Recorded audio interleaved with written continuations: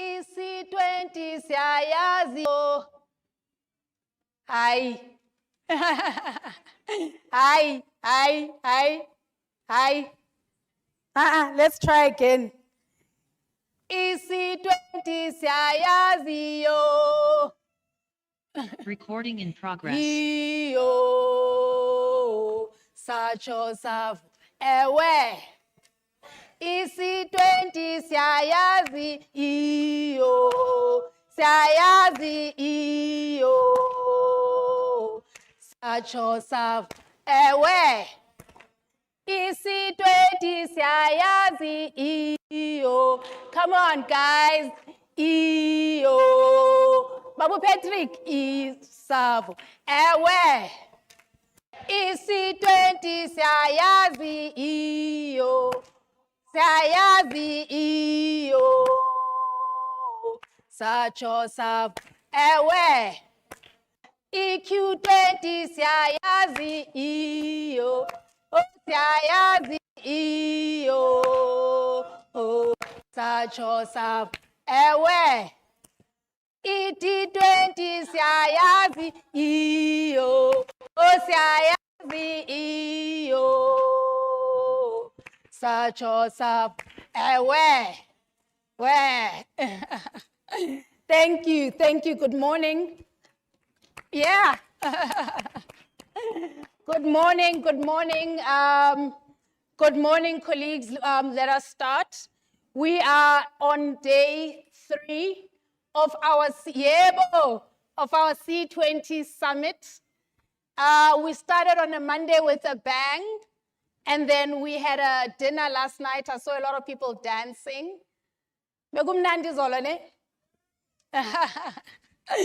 We started with a bang. I just want to find out which countries are here. C20, as we've indicated, is a home for everybody. It's a home for all the voices. It's become a home for various countries. Is Malawi in the house? Do we have Malawi here? Malawi, are you here? Zimbabwe, are you here? Zimbabwe? Woo! The Gambia, are you here? Tanzania? Tanzania is in the house. What about Kenya? Where's Kenya? Hi, yes. Botswana? Yeah, we have Botswana in the house. What about Eswatini? Eswatini, are you here? Nyalo. South Korea, are you here? Yeah. China, are you here? Woo! South Africa, Gauteng, are you here? Yeah. Eastern Cape, are you here? Eastern Cape. Northern Cape, Western Cape. Limpopo, are you here? Thobela. Thobela Mpumalanga. Lochani. Who did I forget? KZN. Sikhona. Yes, Sikhona. Woo! Yeah. Northern Cape. Yo. Northern Cape, abafuna ulibalo. Eastern Cape. Northwest. Woo! What did I forget? USA. Free State, Nikona. Woo! Thank you. So, colleagues, before we start, we thought, let us a song, and I would like to call upon Uspetlile Sitlishe. She will serenade us. She's singing a beautiful song called Umoja, and then take us into the day. Spetlile, can we give her a round of applause?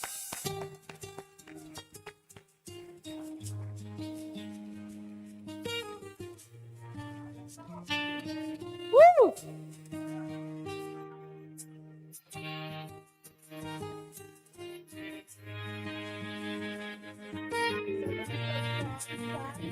My sisters, mother with Africa, hivyo imithandazo yetu. Rekubana Afrika yamasa, ikashalo amana eli. Let us all unite and celebrate together. The victory is won, hope forever. Yeah. Sons and daughters, rise to the sky. Africa, the tree of life. Oh, mother, where to? Oh, yeah, Africa, my tunakupenda kama tupata yote moja, tuwe imara, tuimarishe tumaini. Afrika wahide kulubona mana salamun wa janubi adna daiman ya بنات أفريقيا لم نزرع شجرة الخياوي ياما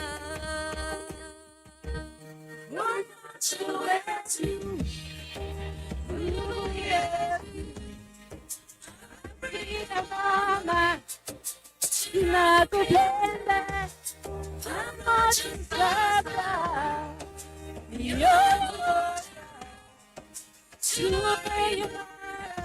tuimarishe tumaini.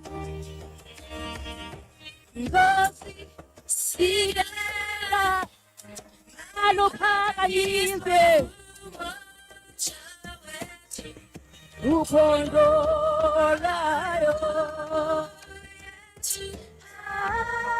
Africa, tree of life. Oh, sons and daughters of Africa, hold on the flag, attention rise, Africa united, strong forever. The tree of life will never die. Who march away to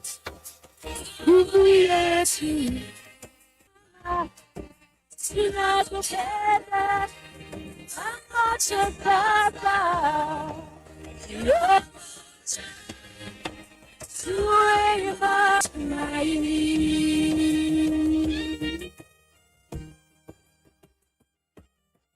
Kulera kyabonga enyosi.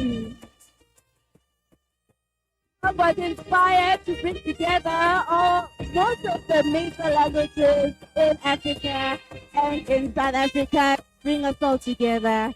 And I thank you very much.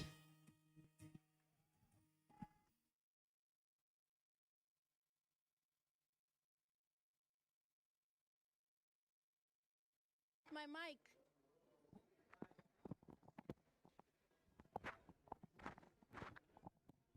I need help with my mic. I need to clip it.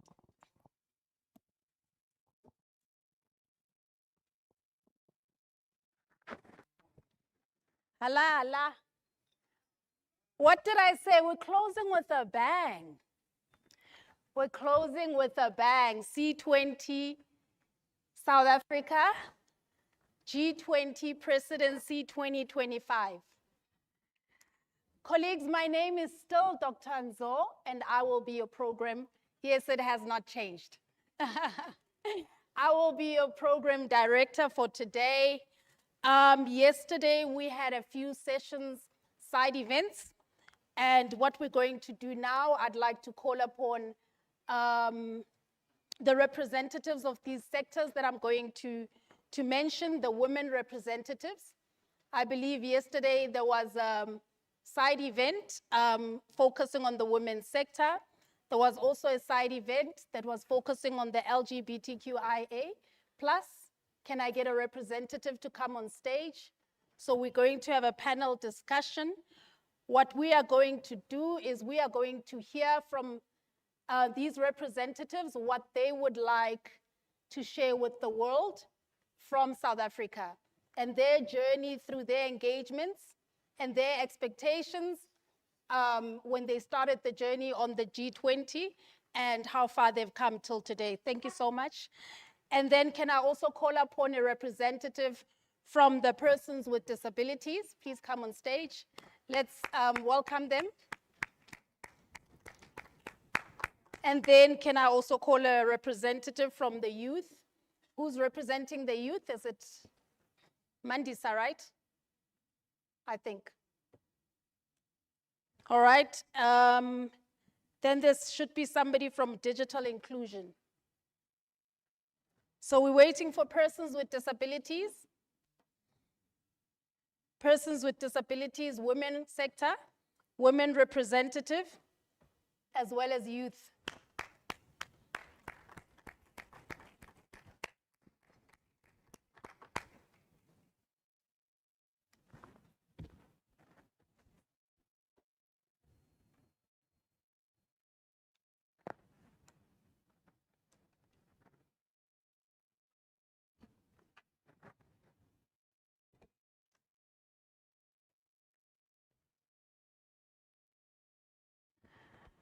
All right, do we have somebody from the youth? The youth had a side event yesterday. Okay, we seem to be missing their representative. And the women? Nobody. What about digital inclusion? Okay. Let me move this chair.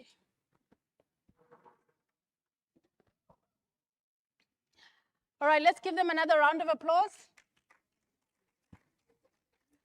So we shall continue with the representative from LGBT. Please take this mic.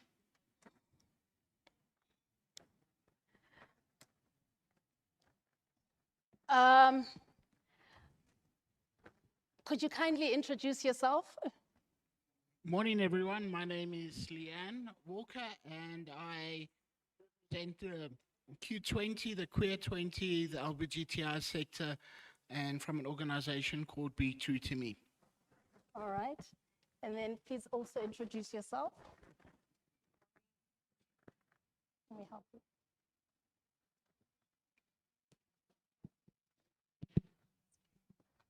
Good morning, everyone. My name is Bongiwe Matsane. I'm from the Disability 20. All right, so I will be having a conversation with you, so it would be great to look at me. So as I've indicated earlier to our audience, that yesterday you had side events. The side events were focusing, oh, are you representing the youth? Digital inclusion. All right, kindly introduce yourself. Good morning, everyone. My name is Tando Lukuko, facilitator for Working Group 13, Digital and Inclusive Economies. All right, welcome, colleagues. So yes, let's start with, so what we want to understand is the message that you would like to portray, or rather share with the world out there with regards to your working groups or your sector.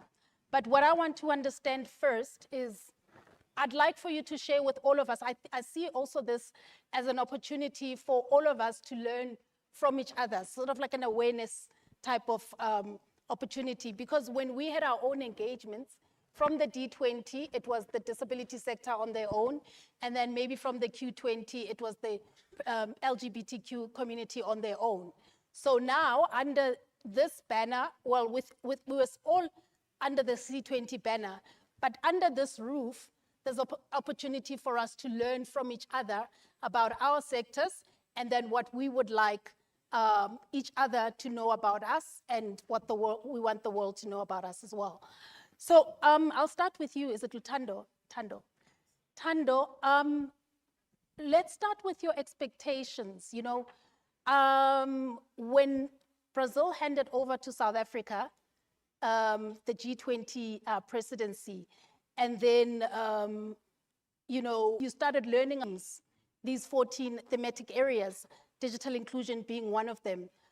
What expectations did you have in mind? I mean, this is in the beginning, we are building up to November, which is now, where the heads of states of 20 countries, or rather 19 plus European Union and African Union, will be coming to the country, and ideally, we want to share these declarations with us. What were you hoping for? What was the expectation? Excuse me. Thanks for that question. Well, the first thing when we got to understand just the length and breadth of the working groups and the engagement groups, the initial thought was, man, that's a lot. And then once we started to get into the nuts and bolts of it, the main takeaway for us was always that there has to be something that transfers over from the South African presidency to the US presidency. Two main things come to my mind at the moment. The first one being there has to be something related to skills. Yeah. Right. So we're in the digital economy, and so we know that there's already a bit of a digital divide, right? And so can we then, whether they take a big chunk of our policy pack or policy proposal or a small chunk of it, but can there be something tangible outside of a content that can be transferred over? So skills is one of those things. And what we then set up was different events partners did in the working group to transfer some of those skills. So we had a workshop from Google, for instance, in the session to be able to deliver on that. Then the other thing was a big one for me, which I always keep coming back to, is this one on digital safety. Yeah. Because of the advancements that we're making in AI, for instance, in the digital space more generally. Safety is one that kind of falls by the wayside because everyone is so excited with the new advancements. And so to kind of bring it back, kind of bring sober minds to the conversation to say, well, as things advance, we cannot discount the safety component, not only for young people, right, but also for the vulnerable elderly people who are plugged into a new world and then are vulnerable to whatever kind of let's call it corruption that people might do online. So those are like the two single biggest ones. And then from a policy proposal, it was really regarding AI. I think the AI is probably the biggest thing at the moment. And so if we had to pick one issue from a policy perspective that we wanted to transfer over, it would be that AI one. And I think to that degree, it's probably going to be taken, even though the man on the other side has said that, you know, doesn't see the point for many of these other engagements, but it's happening, and he's in that race with China anyway. So it's something that's going to be happening. So So I'm glad that we did have a representative here from the digital inclusion working group, and you were the lead, right, of the digital inclusion. As I've indicated, I think this is an opportunity for us to also learn from other sectors and population groups. Bongiwe, when you hear about digital inclusion, what does it mean for the disability sector? Thank you so much, Sugi. I think for us as a sector, digital inclusion is very important because most of the time persons with disabilities are often left behind. And when we get this opportunity and these skills, that it will be inclusive of us as a sector and the people, because now a lot of the working groups were online, but a lot of persons with disabilities were still left behind. So if this sector can collaborate, like you're saying, we need to work together as a sector, most of the time, persons with disabilities are the one that is left behind in terms of digital inclusion.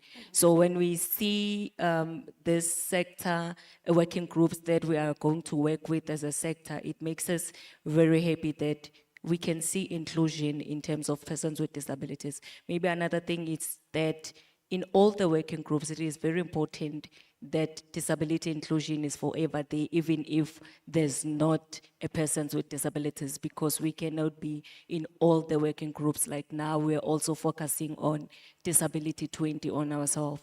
But it will be very grateful to see the policy pack that you have included persons with disabilities in it. Yeah. You spoke about the digital divide. I'm focusing a lot more on digital inclusion because that's one of the actually priorities of the country, right? So you spoke about, it is not even a debate, whether we are living in the AI space or we are getting there, we are already there. Yeah. So you spoke about the divide. Were you referring to the geographical divide between the global north and the global south, the rural divide between rural and urban areas? Because hearing from what Ubongi was saying, I wonder if you are aware of the additional layer, which is the disability divide when it comes to digital inclusion. And, was that also taken into consideration? So when we, at least when I refer to digital divide and when we speak about it within the working group, it covers a multitude, Yeah. right? So there's the skills part, there's the infrastructure part, there's, yeah, you name them, AI, technological part and all that. So that's what we mean, including urban rural, Yeah. right? There were some participants and members of the working group who were very strongly advocating in urban centers also needs to happen to some degree in rural areas, right? Because then they themselves need access. Now, when we have our debates, and I call them debates because that's what we're doing many times in the group, there were very strong views around disabilities and the inclusion of disabled peoples within the policy pack and the text itself. Yeah. And I want to believe, don't have it off the top of my head now, but I think we did actually create a dedicated section Yeah. which speaks to disability. It was something, I remember the one time, just an anecdote, I remember the one time, I think we were looking at draft 2. Yeah. We just finished working through draft 2. And then one of the colleagues was like to me on the side, like, excuse me, sir, there's a part missing here. Yeah. And I was like, which one? Then it was the disability part. Yeah, that's disabled people for you. Yeah. And so, yeah, so I was like, we made space for it. It wasn't something where we wanted to remove anything. Yeah. We wanted to create. Yeah, but did you learn anything in the process though? Of course. Look, for me, this entire process was a massive, massive learning. Yeah. Because I think I'm digitally inclined, right? But once you start to work at a policy level in digital, you realize the length and breadth and the depth of the work itself. Yeah. And so even this thing around the inclusion of disabled peoples within the digital space, I was very naive to it, Yeah. right? Because my naivety was based on it didn't affect me directly. Yeah. So how do I then factor that in when others, Yeah. for example, if you can't see, how are you going to use it, Yeah. right? And if you can't hear, how are you going to use it, et 100%. cetera, et cetera. So Thank there you. was a lot of learning that Yeah. was. Yeah. All right, let's give you an opportunity. When you hear about digital inclusion, what does it mean for the LGBTQIA community?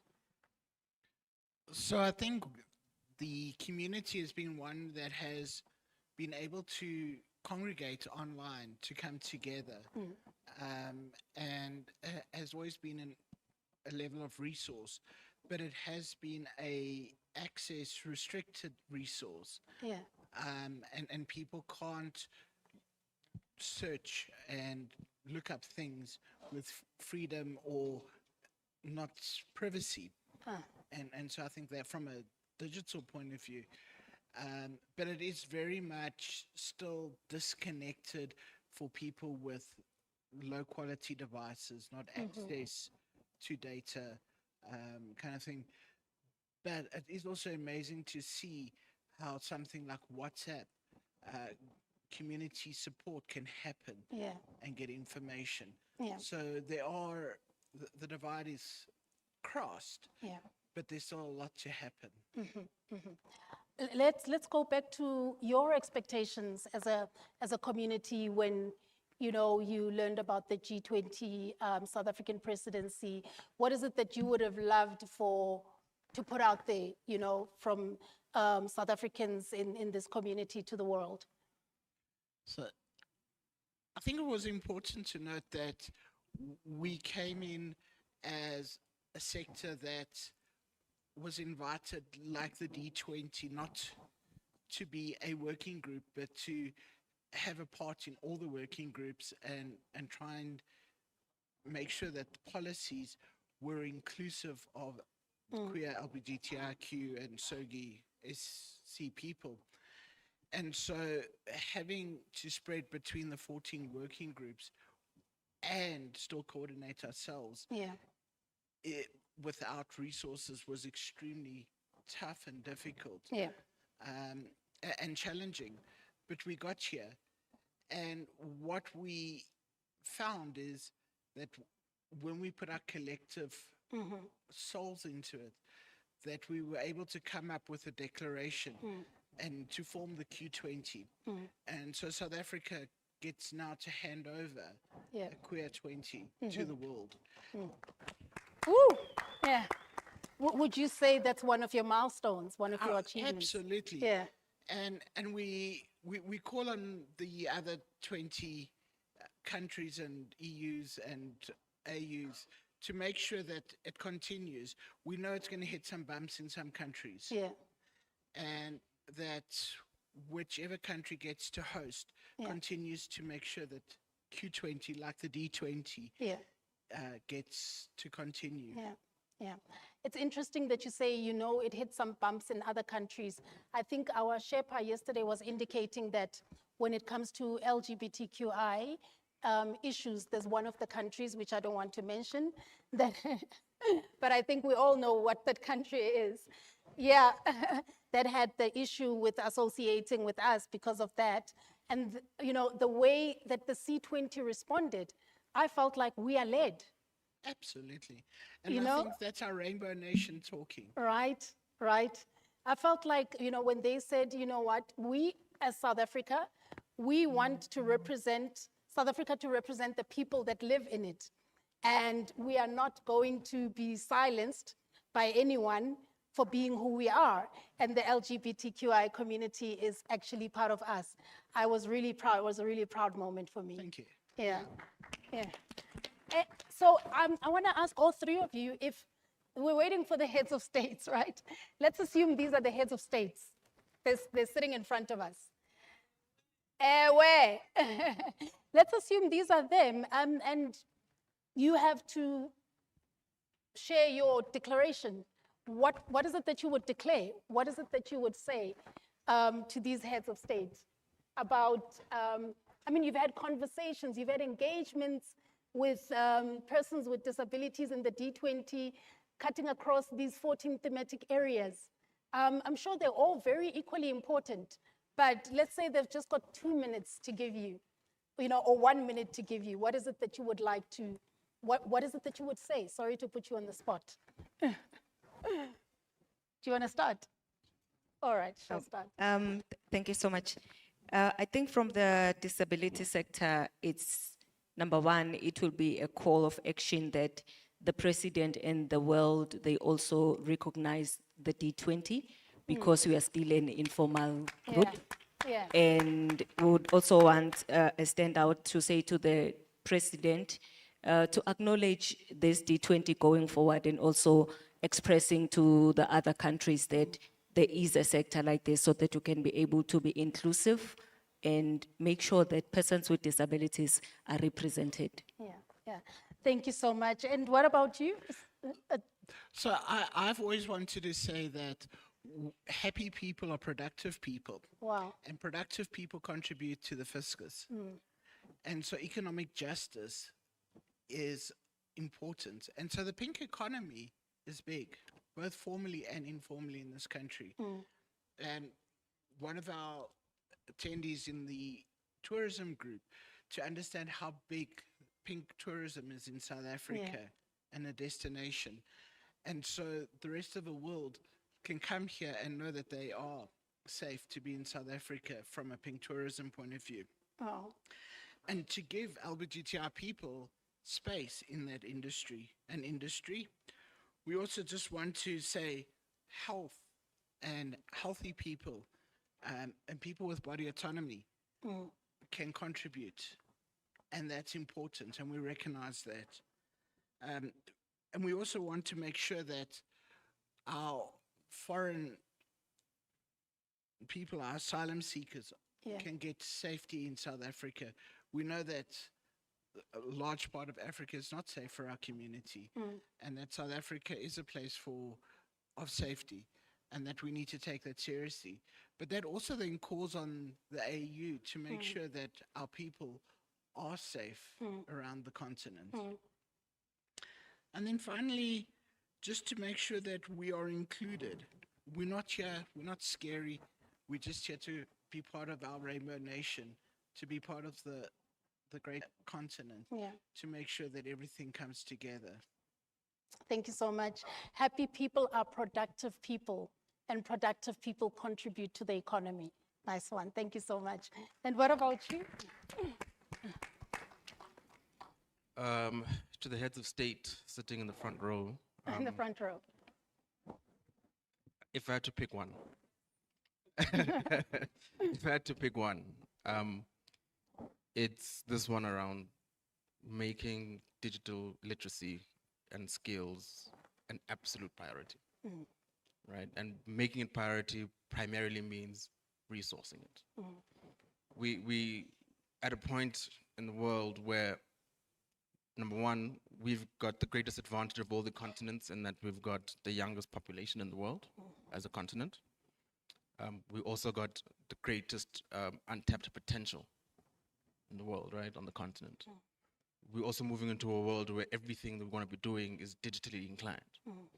Now, if we're not going to be providing those young people with the tools and the skills and the resources to take advantage of the future, all that we're going to be doing is recreating everything that we've done in the past and creating new sorts of problems in a world where the problems could be resolved, but by not providing the necessary resources and skills and training, we're crippling the potential future that we're going to have. Most of the workforce of the world in the next about 20 years is going to be coming from this continent. And we need to be able to skill, particularly young people, to be able to take advantage of that. Thank you so much. Thank you so much. Before I let you go, I would like for you to, please, you've spoken about the D20 being recognized. I mean, some may argue, some may say you're here, you're part of the C20. The issues have been included, as he has indicated, in the, thematic areas. Why does it have to have a separate engagement group? I think Why is it important for D20 to have a recognized engagement group? I think it's very important, and also we know in this house that if you are not part of it directly and you are self-represented, it becomes a lack of the information and also transformation to other people. So it will be very impressive for us to represent ourselves so that we can be able to drive the transformation, and also making sure that people in the meantime, they also learn disability. Because most of the time, not that things are not done, things are done, but because they are done for you as a person with disability. So that is why we're driving self-representation, so that as a engagement group, will be self-represented in that engagement group. Thank you so much. So self-representation is key. If people with disabilities are driving issues about themselves, then they are more likely to do justice to those issues. Thank you so much, I get it. Any last words from the both of you, and then I can let you go? I just want to add to that, Yeah. there are queer people who are disabled. Yeah, There are queer people who are digital. There are queer people who cross the divide. And so putting us into box Yeah. is not always helpful. And so everyone can contribute and we're all valuable. So I Yeah. just want to Thank you so much. Thank you so much. And your last words? I have no last words. I think these last two were pretty They- solid. All right. Thank you so much. Ladies and gentlemen, colleagues, let's give them a round of applause. Thank you so much for sharing with us your journey from the beginning up until this at the end, and what it is that you want the world to know about your respective thematic areas or sectors. All right.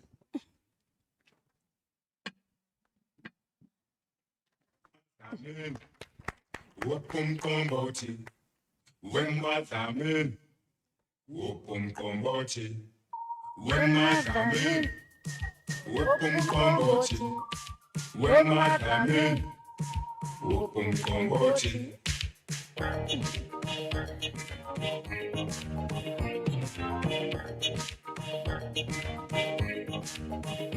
I work hard every day.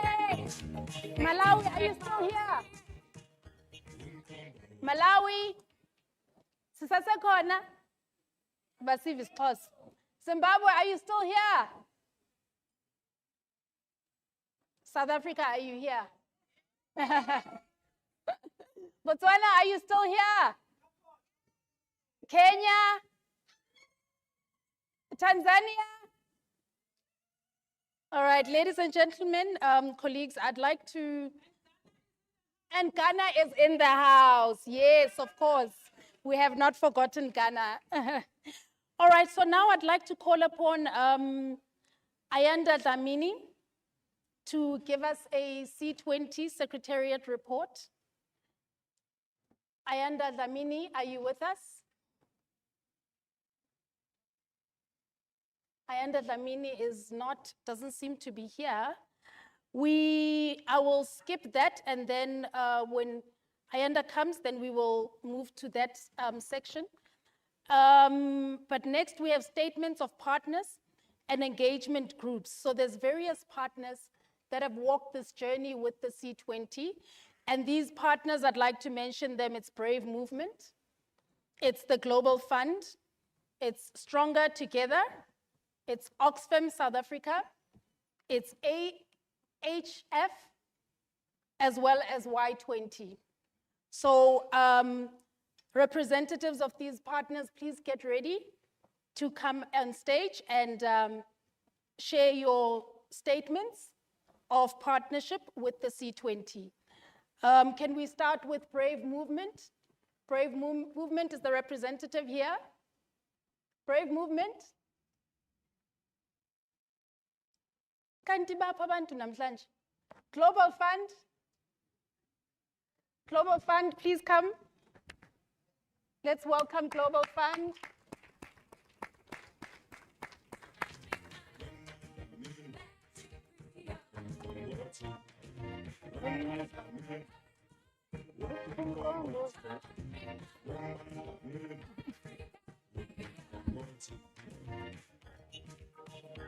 You're welcome. You can stand, you can sit.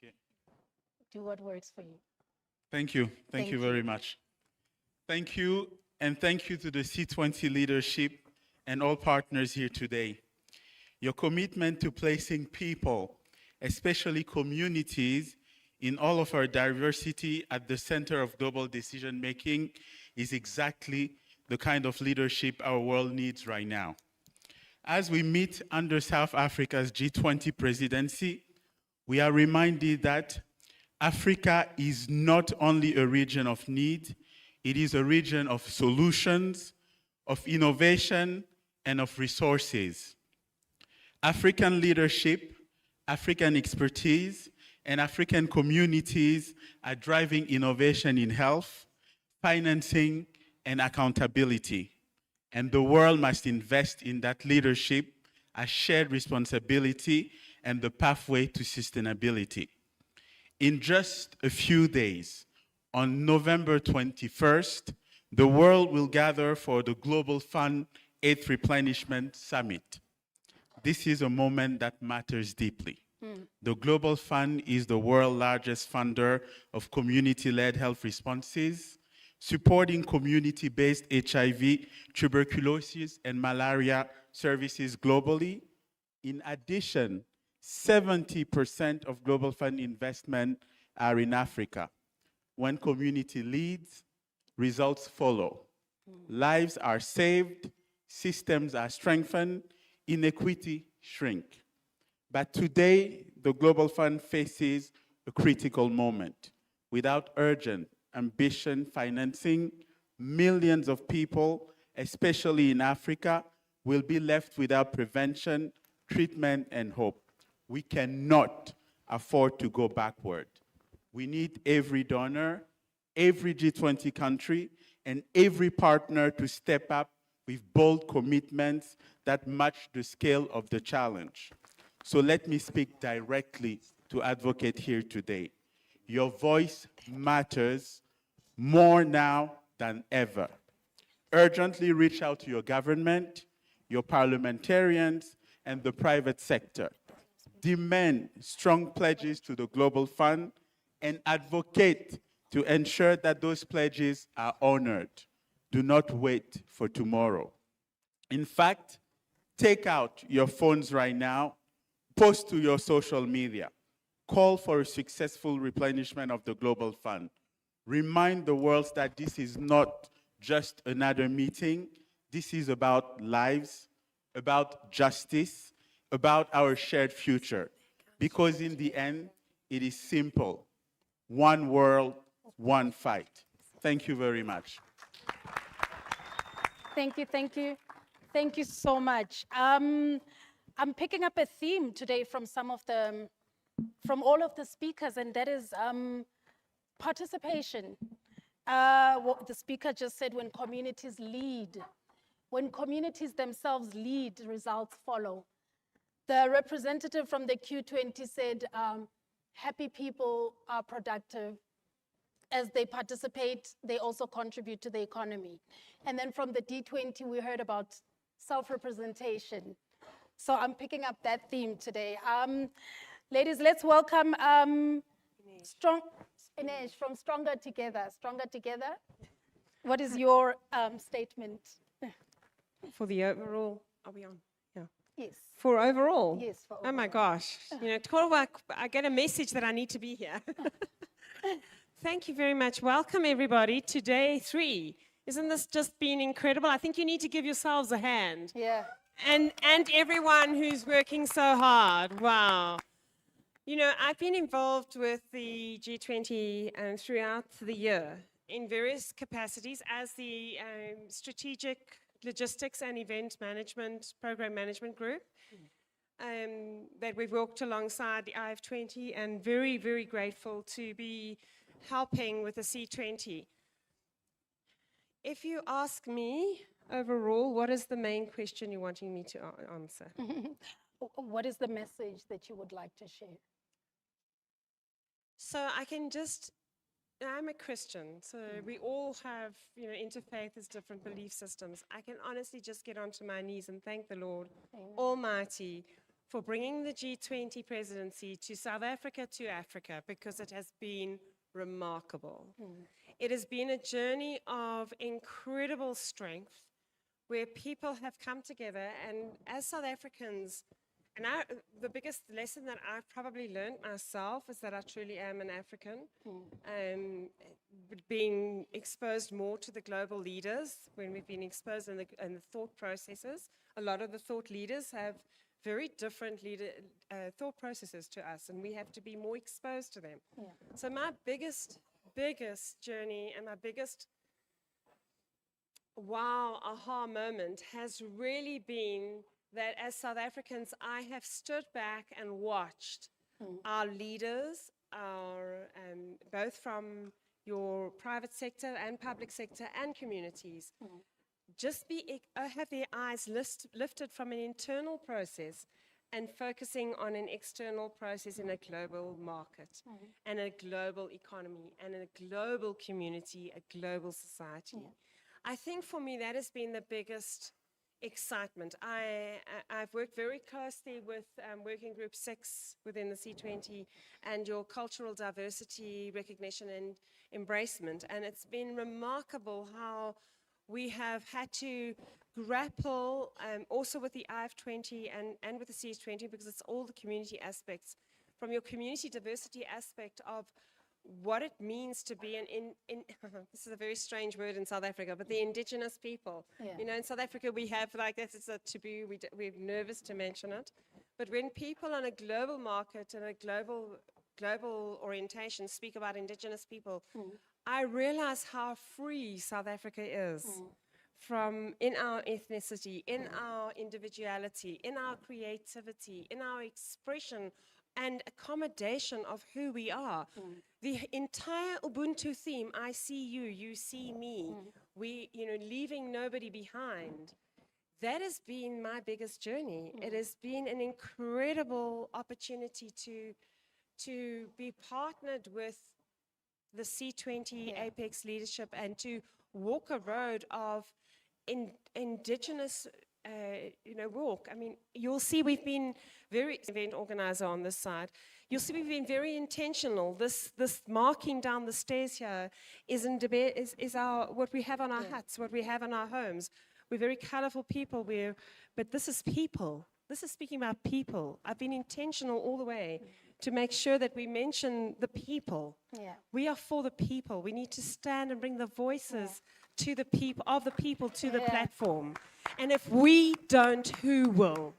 Because our leadership will listen. Global leaders will listen when we stand and we bring it not in an argumentative, negative manner, but in a realistic, we are fighting. You are drawing up policies for people. And we are the people. And I think that is what has excited me, and what is exciting me about next week going into the G20 Social Summit is that this is the people. We are the people. We are leaving no one behind. And if we can be intentional in what we do, and I want to just applaud each one of you that's in this room and that's online, because we are the people that are being intentional about making sure that the voices are heard. So well done. Well done. I want to thank the international guests. We've had incredible guests that have come from all over the world. And what an honor to be exposed to what you're doing from your NPO, NGO basis, from your community activities, your CBOs, your PBOs, as well as your governmental structures, which has been an eye-opener for me to see and to listen and to hear. And I'm very outspoken, so, I make sure that your voices are outspoken, are heard, so I've got to be even more outspoken. And I'm just so honored. It has been an honor. And I want to specifically draw attention to Sherpa of the C20, Mabalana Mfundusi. Please, can we give him the biggest round of applause? He did not sleep last night making sure that this happens today. He has worked, Sherpa, the term Sherpa is specifically pulling up and making sure that people get to the summit. And he is embodying that term. He has been a Sherpa.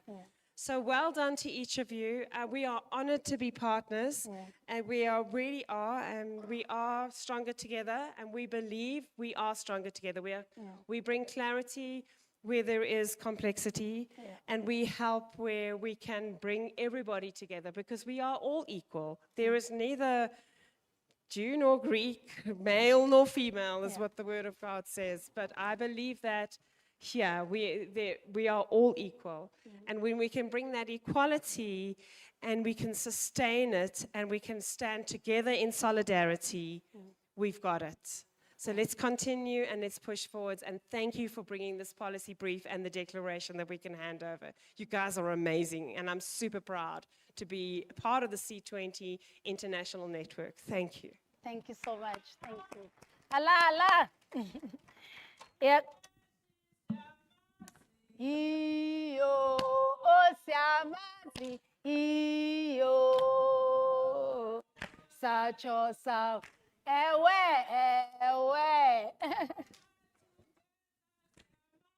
iyo osiamazi iyo satsho savo, ewe, ewe. Okay.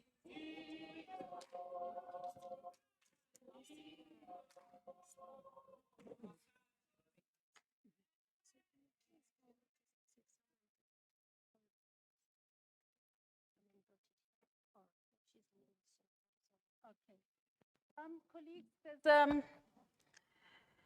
there's a sling bag that is missing, a black one. It's black. So please, if you happen to see one, could you bring it to the table outside, the registration table outside? Somebody just indicated that they lost their sling bag. It's black in color. Sure. So this is the beauty about the C20, from what I'm hearing from all of the speakers. The beauty about the C20, and Inesh just spoke about how this process has taught her about the cultural diversity. I mean, we are all living in this one country, but we all come from different sectors, from different backgrounds. Again, I cannot say this enough, but the C20 has managed to bring us all under one umbrella. Traditional leaders, all of us with our different voices. And in us working in partnership with the C20, it was also an opportunity for us to learn from each other, about each other. So there has been quite a bit of awareness and education that has taken place throughout these months that we've all partnered with each other. So I'd like to call upon Oxfam and AHF as well as Y20. Do we have Oxfam and Oxfam?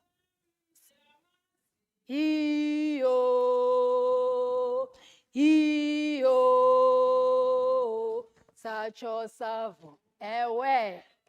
Where? Is Oxfam here? We don't have Oxfam. So we still need Brave Movement, Oxfam, AHF. Is AHF here? All right. Yo.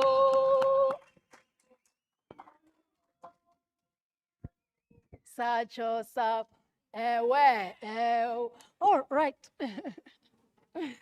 Welcome, welcome. You can have this mic, and you can have this mic. Let's start with Oxfam. Please kindly introduce yourself, and we would like to hear from you what about the message that you would like to share with us as Oxfam, stemming from the journey that you've had with the C20 as a partner.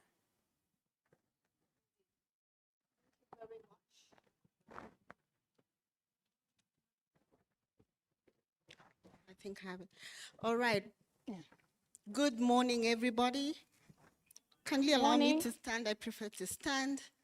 And I know there are many royals in the house. Royal salutation, Your Majesties, Your Highnesses. Thank you very much for honoring us with the opportunity to share our thoughts. All protocols observed, from the Apex leadership to the IAC membership, to the members who are here, the working groups, the facilitators, and the team that has supported to make this a success. So my name is Wanjiko Wairia.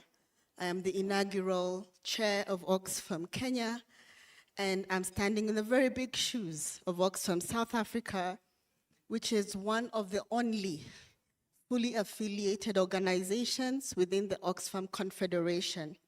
So Oxfam is a global confederation of over 21 independent non-governmental organizations working to end injustice of poverty and focusing on inequality, climate change, and gender justice. I stand here wearing a couple of caps.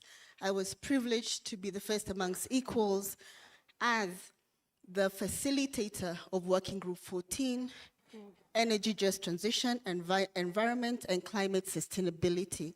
Oxfam did also have one more representation in Working Group 14 on poverty and food security. Why is this important to us? This is important to us because apart from fighting inequality and ending poverty and injustice, we work towards a just and sustainable world, which is what C20 has been pivoting on and what it actually represents. What is our message to all of you? We believe that the future is equal.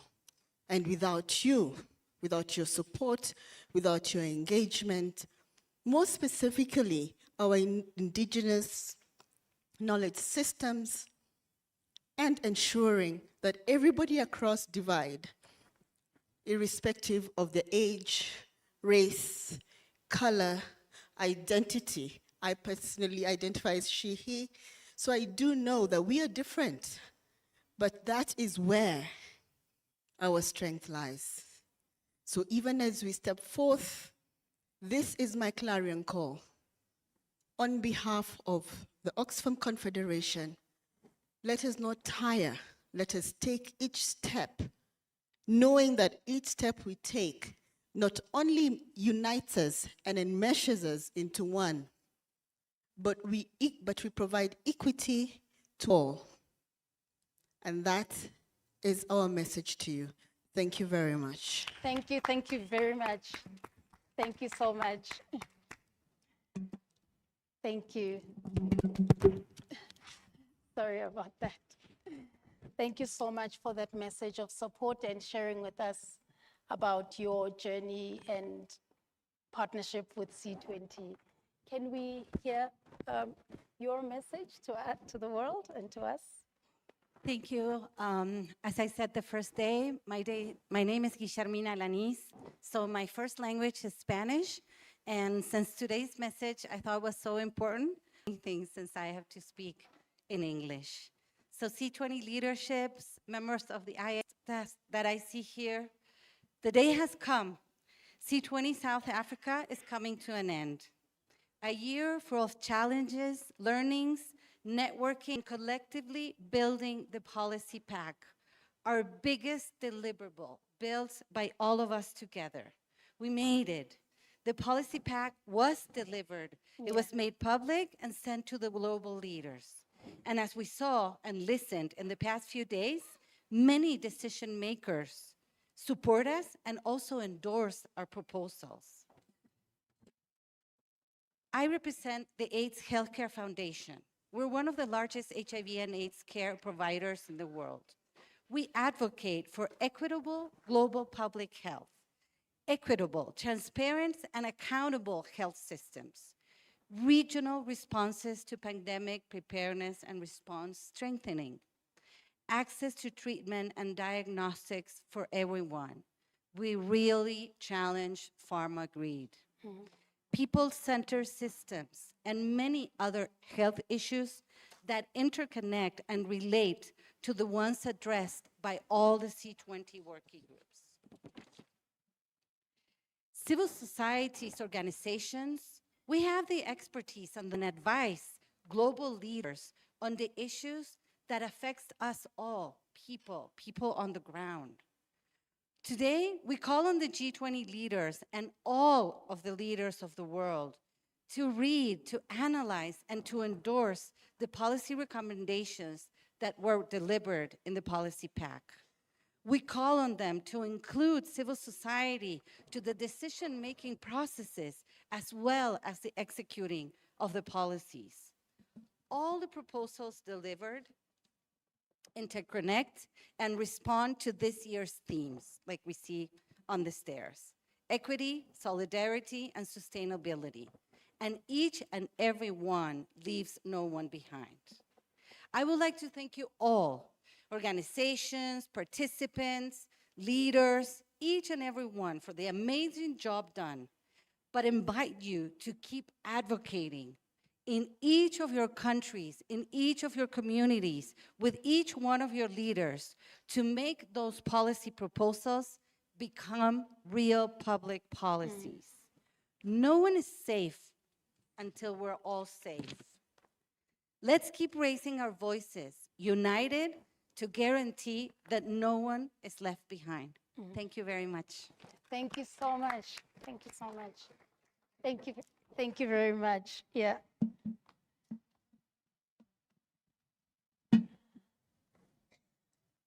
Thank you, colleagues. I think for me, one of the most important things that have just been mentioned by our colleague from Argentina is we've got the policy packs. Let's get them into a reality. I think one of the issues that South Africa always complains about is that we've got beautiful laws, we've got beautiful policies, but we don't get to see them. They are hardly ever realized. So it means for us, civil society, there's still a lot of work that we need to do.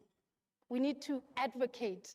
We need to socialize these policies in various platforms because these were informed by the voices on the ground.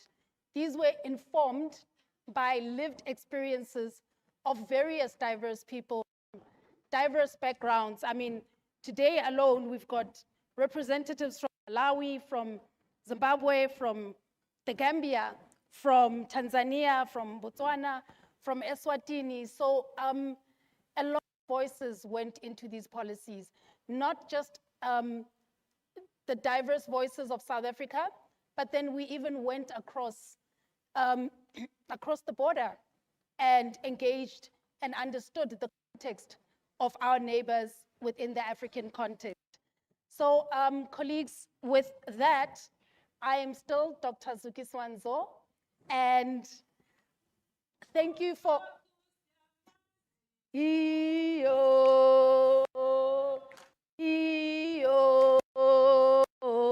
Sachosa, ewe, niandazi, ewe. So yeah, colleagues, thank you so much for being patient with me. Thank you so much for allowing me to program direct on Monday. This is the end of my segment.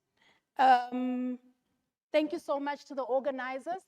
Thank you so much to C20, Shepa, the working group leads, our guests from the various countries, our guests from outside Gauteng, from other provinces, the Q20, the D20, the various other global funds, one of the million other partners that C20 has partnered with. I won't be able to mention all the partners, but really, thank you so much for being patient with me, and thank you for giving me your time.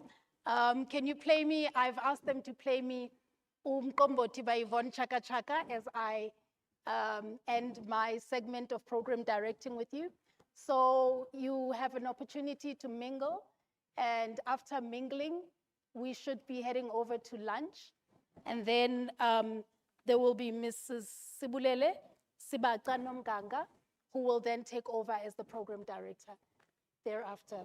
So let's be back by 1:45 and continue this last part of our program. Thank you so much.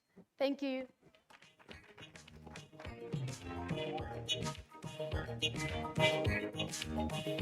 I work hard every day to make my dream. Wake up early every morning to please my people with African freedom.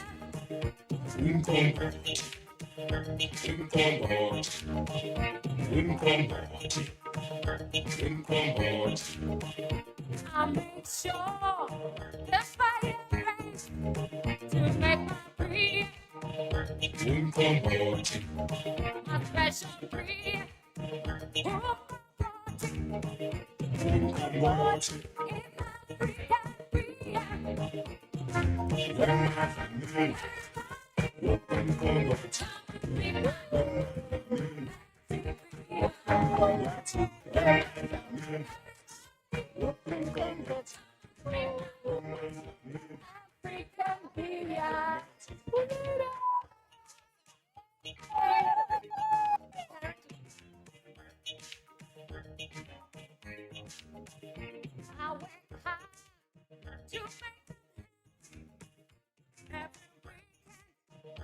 umqombothi Make the pie. Make the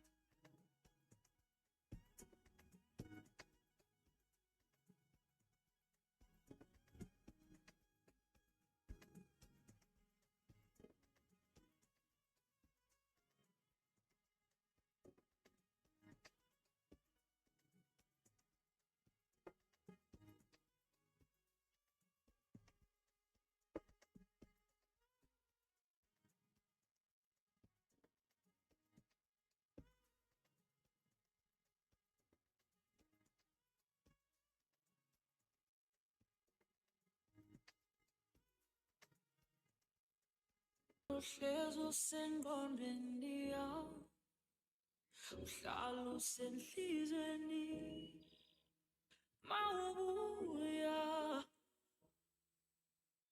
khumbula, oh, uhlezi usengqondweni yami, uhlala usengqondweni yami, oh, hey, mawubuya, mawubuya, khumbula, oh, khumbula, mawubuya, mawubuya, khumbula.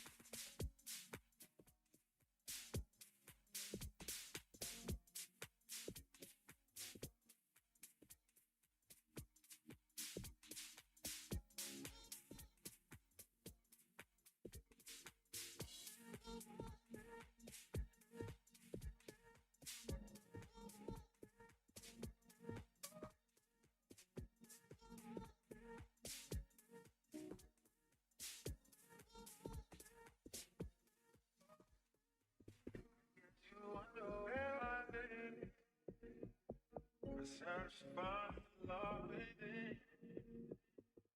I ain't better to let you know. Gotta think, and I can't. What you won't do, you won't stop. You try it, but you won't stop. What you won't do, you won't stop. You try it, but you won't. What you won't do, you won't stop. You try it, but you won't. What you won't do, you won't stop. You try it, but you won't. And I can't. What you won't do, you won't stop.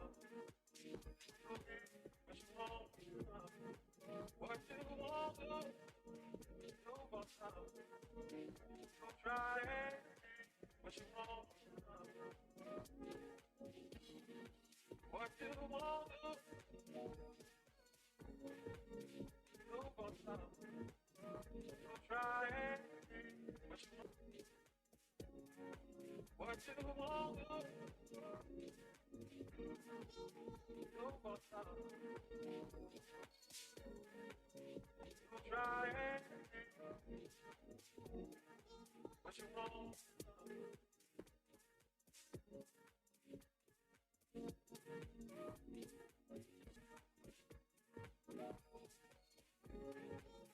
you won't stop. You try it, but you won't.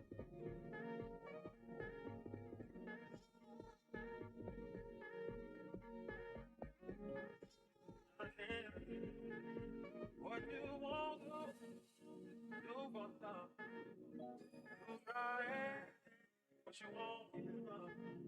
What you won't do for love. You try it. Get you underwear, my baby. Search to find love within.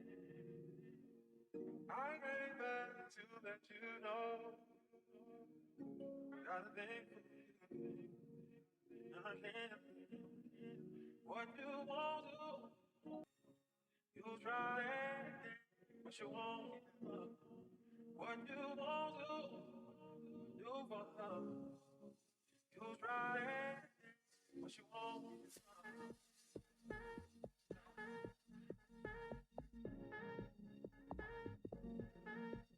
Do for love. What you won't give up. What you won't do.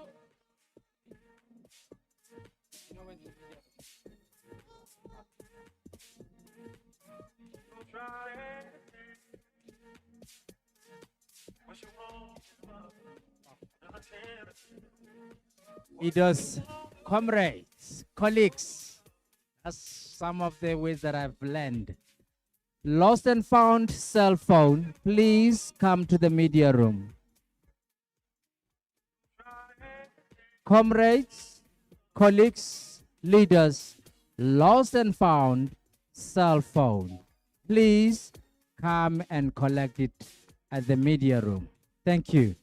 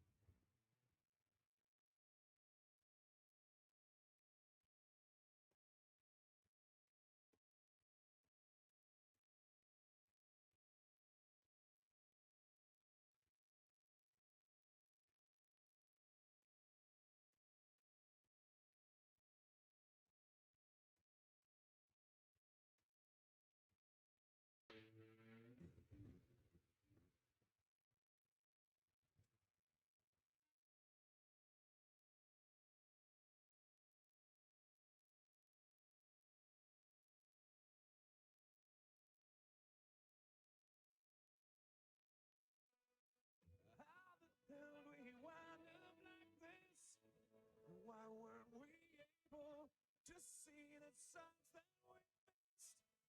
Try to look things I wish you and unpack your suitcase. Lately, there's been too much of this, but don't think it's too late. Nothing's wrong, just as long as you know that someday, well, someday, somehow, gonna make it alright, but not right now. I know you're wondering where someday, somehow, gonna make it alright, but not right now. I know you're wondering where. Well, I hope that since we're here anyway, things we've always needed to say, so we could end up staying. Now the story's played out like this, just like a paperback novel. Let's rewrite an ending that fits instead of a Hollywood horror. Nothing's wrong, just as long as you know that someday I will. Someday, somehow, gonna make it alright, but not right now. I know you're wondering where. Someday, somehow, gonna make it alright, but not right now. I know you're wondering where. You wanna go back?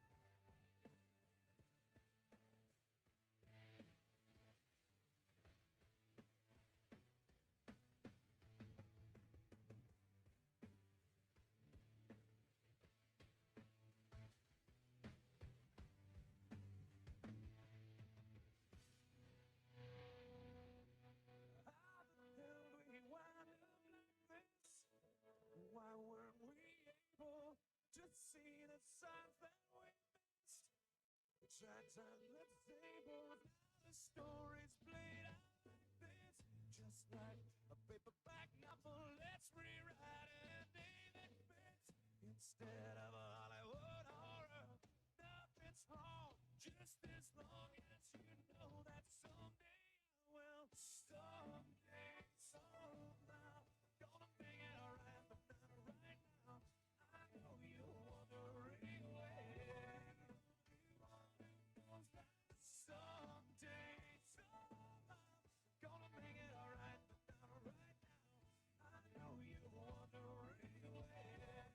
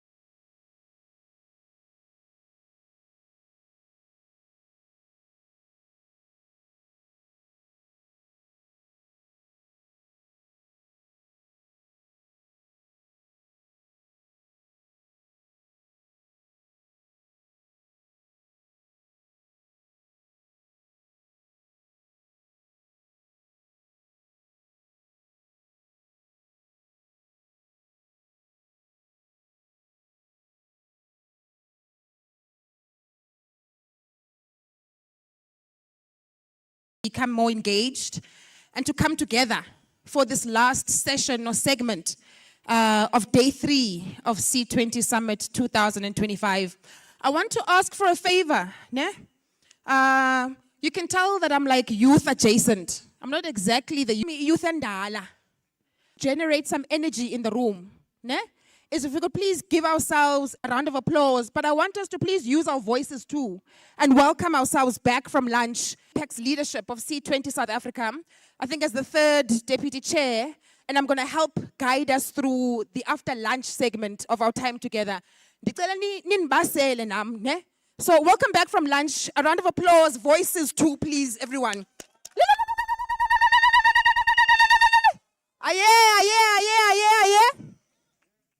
This is a very important segment of our time together here. It's a culmination, actually, of the work we've been witnessing and listening about over the last 2 days. For this segment, we have an opportunity to round up and hand over the process, the insights, the political assertions, the stories, the lived experiences, the beginnings of radical and transformative policy reform for policies across the globe. And I'm hoping that Wongomdu, everyone that is sitting here, is feeling that urgency and the importance around paying attention and being present for this period or this segment. Are we all together? I need some affirmations in the room as well. Thank you very much. I'm a last born, so at different times I bother everyone for attention and love. Ne? I'm trying to shake it off, but it's not easy. Now, how we're going to start this post-lunch session is that we're going to call up the chairperson of C20 South Africa. You've all heard different people congratulate, thank, and affirm the leadership of C20 South Africa. And this is definitely one of the people that I'd like us to give love to as soon as he comes up onto the podium. And what Tutulani is going to help us do as chairperson is reiterate and affirm the experiences, the process, and the assertions that have been made here by people that have been involved in the working groups. Well, he's going to do that for the minister of the DTIC in South Africa, and that is the minister,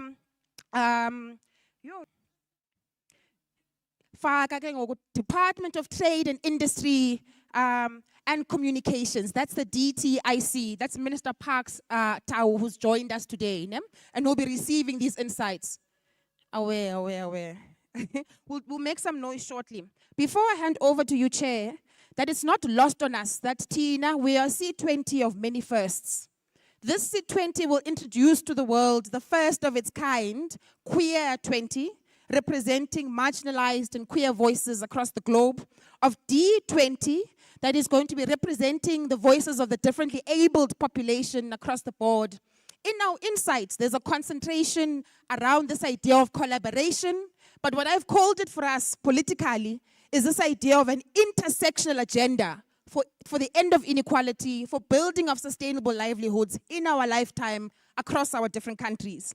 And so the last first that we must celebrate, 20, but as the process of G20 this year, is the inequality report that's come out from the president. And so I do want everyone in this room, South Africans in particular, to give themselves a round of applause for leading and championing a very robust system that will no doubt shape many things in the future. While you do the round of applause, we're going to lift the roof now. Please welcome the chairperson, Otula. Thank you very much. Woo!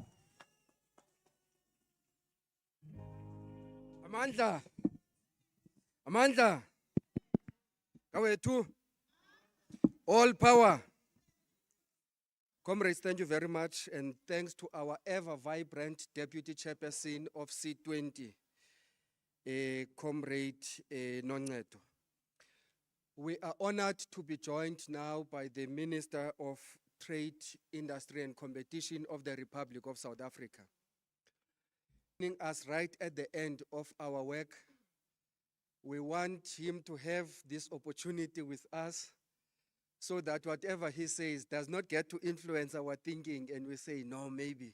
We want to change our policy thinking in this or that other area. But we truly appreciate the opportunity that we have with the minister. What we want to is that you are meeting with the leadership of C20 which is one of the official engagement groups. Over time of our presidency as South Africa of G20, we have been able to mobilize more than 3,000 civil society organizations from South Africa, Africa, and the rest of the world to participate in our structures and processes. And out of that, we have been disciplined in wearing our thinking caps to work in the various working groups to make policy proposals that were translated into policy, which policy briefs were consolidated into a policy pack, which we have warmly embraced in this summit as the highest point of our process.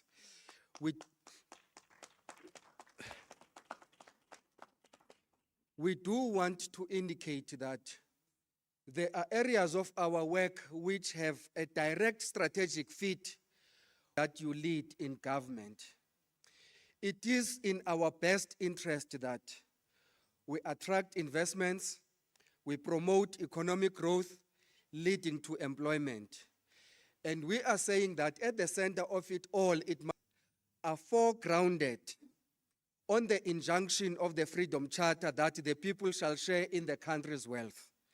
The economy must work and work for everyone. It must benefit the people. We have noted the issues of trade that are so complex that you are dealing with, Minister. And we are of the view that the bullying that we are seeing in the trade relations must be met with other strategies that will seek to explore other markets so that our economies are not brought on their knees on the basis of the bullying that we are seeing emerging. But what we have challenged ourselves, Minister, is that, and the geopolitical developments that are emerging are issues that will not be left to the hands of governments alone.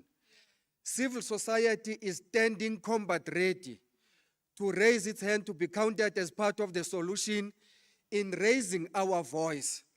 Because with all the consequences of the trade issues that we see, victims, as civil society, as communities, and as households, you can count on our voice to raise that which matters the most for the trade relations of South Africa.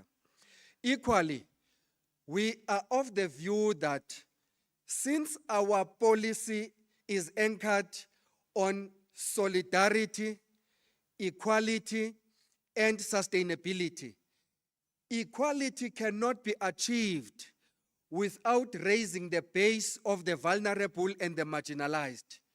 One of the ways of raising the base of the already marginalized is through empowerment and transformation.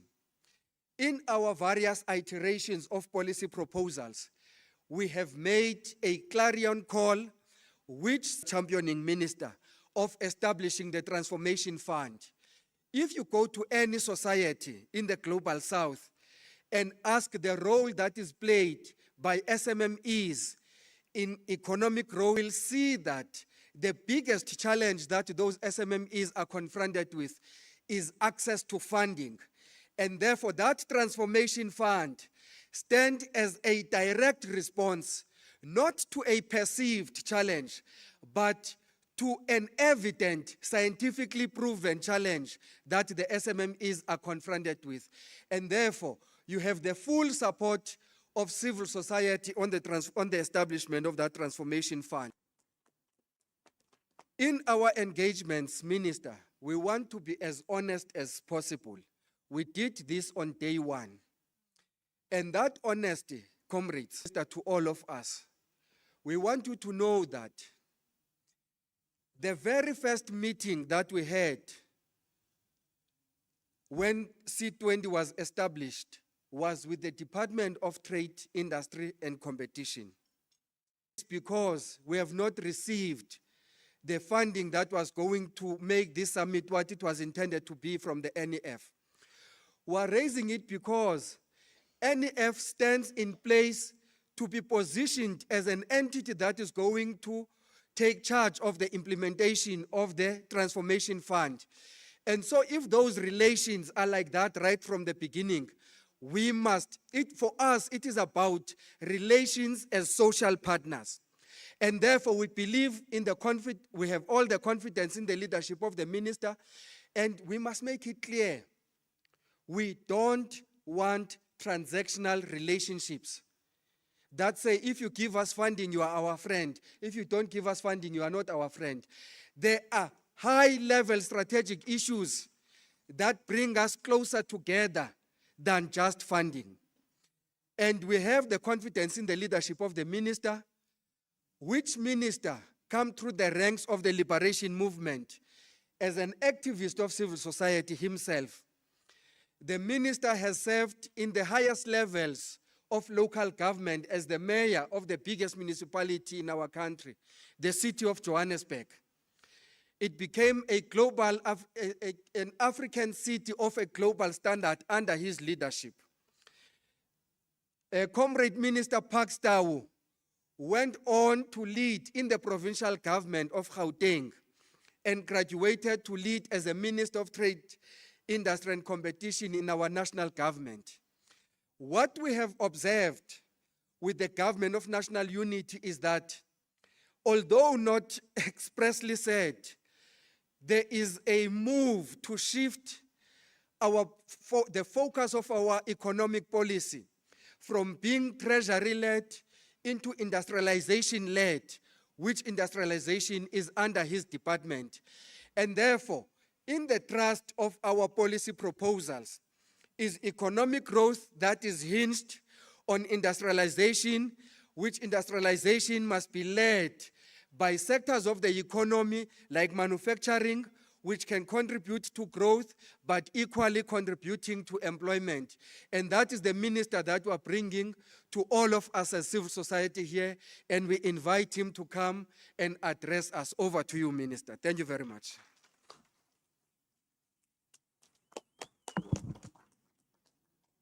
Thank you very much to our chairperson.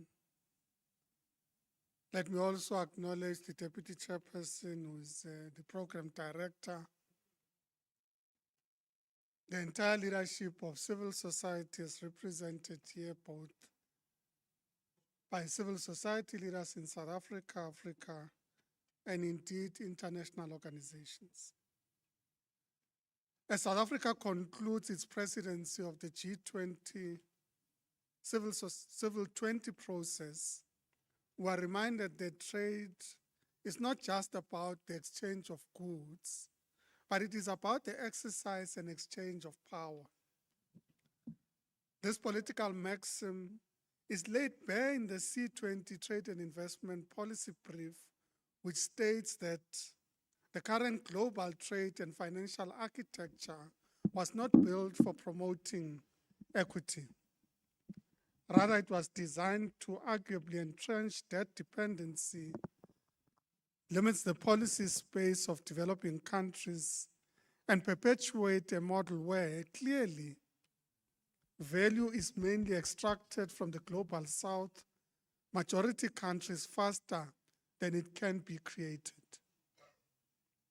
Nevertheless, we meet here today not to lament the imbalance, but to work decisively to transform and change it, working together as social partners.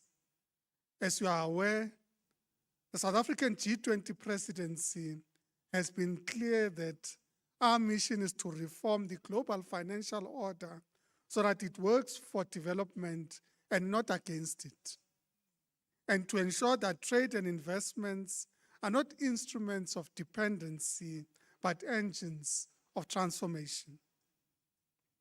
Ladies and gentlemen, the G20 Trade and Investment Policy Brief, or rather, the C20 Trade and Investment Policy Brief also reminds us that the fiscal space of developing countries is debatably under siege.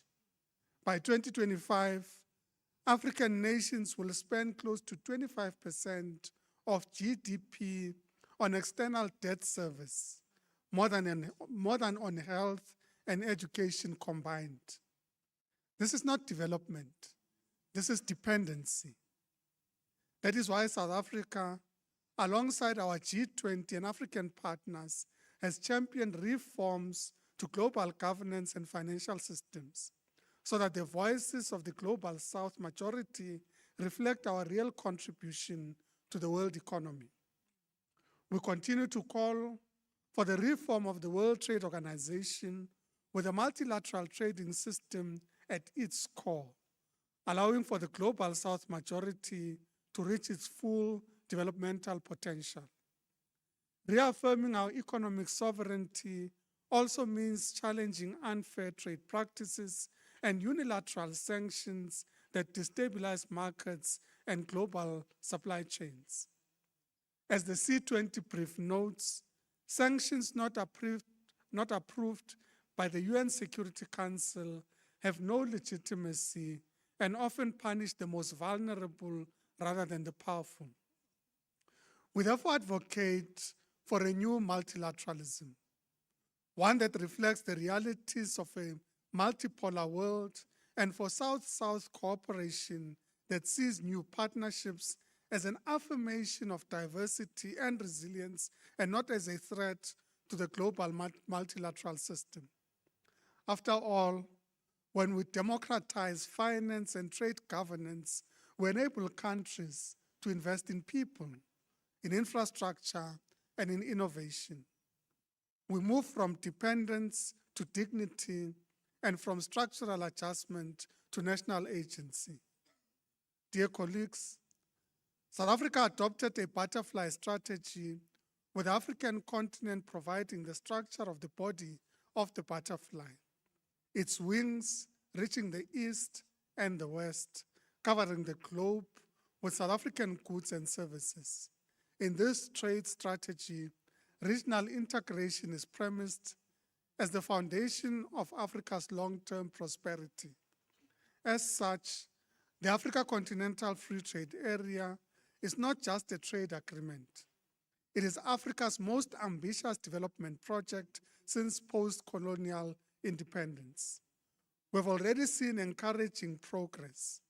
Under the Guided Trade Initiative, the first shipments of goods under the FCFTA preferences are already crossing borders, from Kenya to Ghana, from South Africa to Cameroon. Tariff offers have been exchanged, rules of origin finalized for over 90% of product lines, and digital customs platforms piloted to cut red tape. Undoubtedly, South Africa has played an instrumental role in supporting this work, not only through our policy coordination, but through concrete industrial partnerships. Our automotive sector, for example, is collaborating with Ghana and Egypt to build regional value chains for vehicle assembly and components. Similarly, in pharmaceuticals, we are advancing manufacturing hubs to reduce Africa's dependency on imported medicines, a lesson driven home by the COVID-19 health and economic pandemic.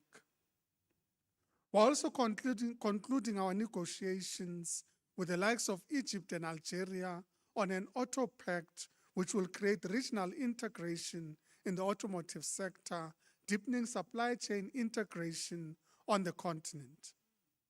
But we must also be clear-eyed.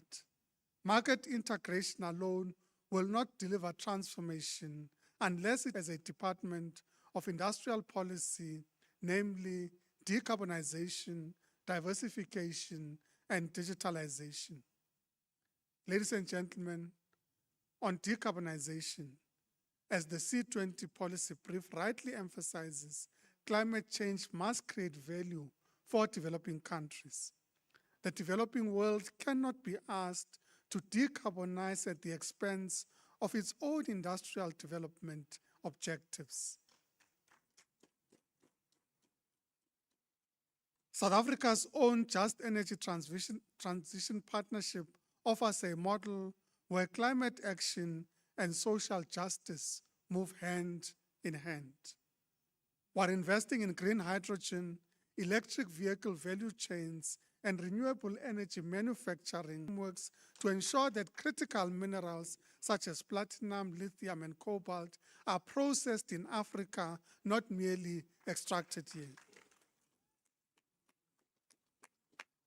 And on diversification, we must build regional industrial ecosystems that move us up the value pharmaceuticals, auto components, and green technologies.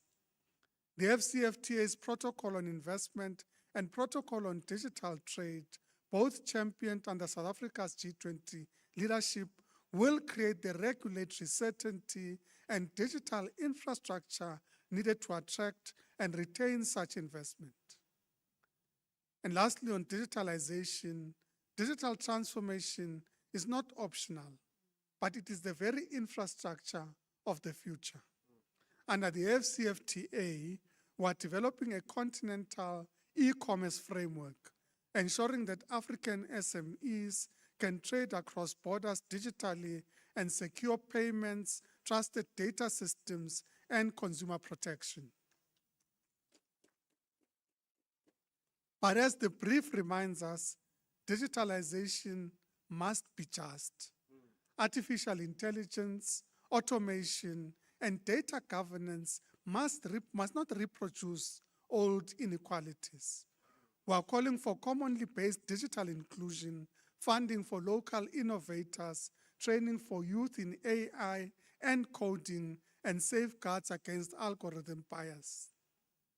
Therefore, through decarbonization, diversification, and digitalization, we are reimagining industrial policy as a driver of both economic sovereignty and planetary sustainability. Ladies and gentlemen, the message of this C20 reminds us that our future lies in our hands, and the decisions we take during and beyond this presidency place us on a path of prosperity. As such, our task as South Africa and as the African continent is to build an economy that is inclusive, green, and digital. It is an economy that is regionally integrated and globally competitive, and an economy that leaves no one behind. Let this be remembered as the moment when Africa stopped being a mere supplier of raw materials and become a major supplier of solutions. Let it be when trade should be about extraction and became an instrument of inclusive empowerment. Thank you very much.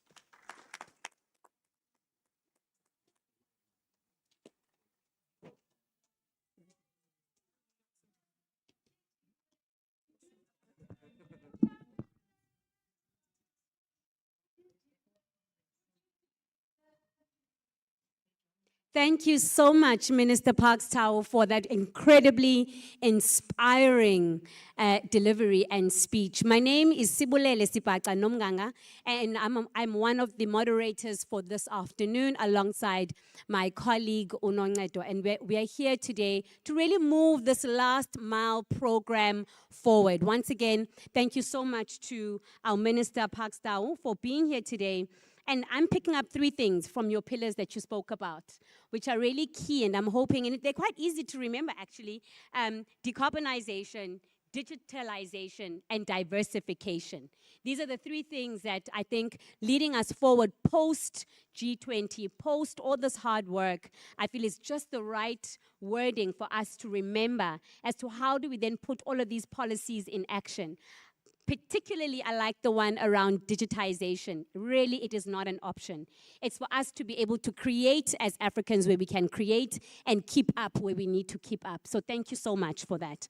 I'd like to, at this point, as a way of showing our appreciation from C20 for you to be here, would like to call upon right now the chief of the Maasai people, all the way from Tanzania, the chief of the Maasai people, all the way from Tanzania, to please come to the front, as well as Professor Halima Kuno-Ete, who just really want to hand over to you in true civil society style, a piece of them.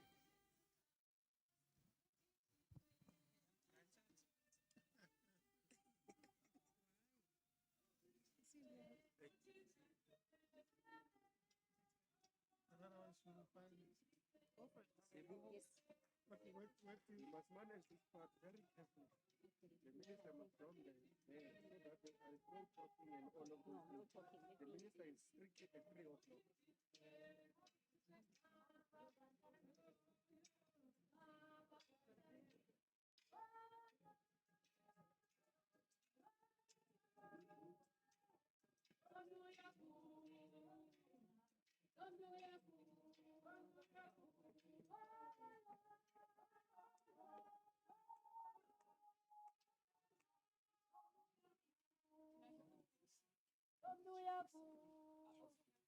Sure. Have you taken a photo with the minister?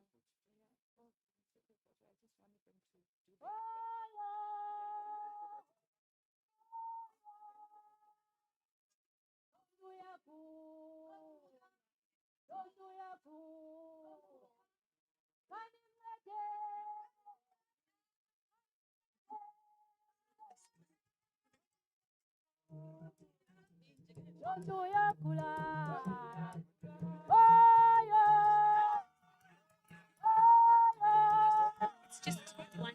Yeah.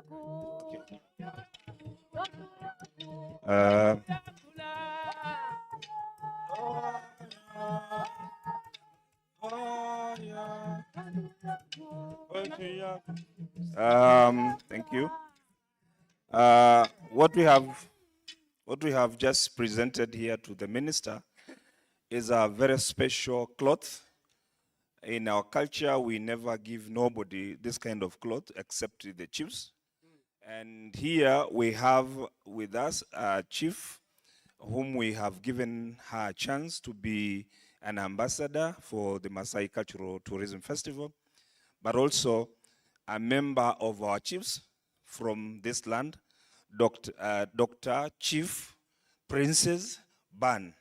So we decided to give you this cloth as one of the sign, and we need a collaboration from this end, South Africa, and we have a festival next year on June, and we want to start a collaboration on culture and trade. So we expect you to be in Tanzania, plus the delegation of South African, and supporting the entrepreneurs who are here. We need them to see them in Tanzania. So we don't expect you to miss to the festival. Thank you. Thank you. Yeah. They're gonna go. They're going. Okay, take a photo just quickly. I don't like the spotlight. I was told I needed to say something. These books are based on research, and yeah, they're based on research that has been done, signed by the president of the country, and we are hoping to do the same for C20, so that everyone can know about it. Thank you so much, Minister. Thank you. Thank you so much. Thank you very much. I just want to help us all go back to our seats after this quick picture. I don't know what must happen.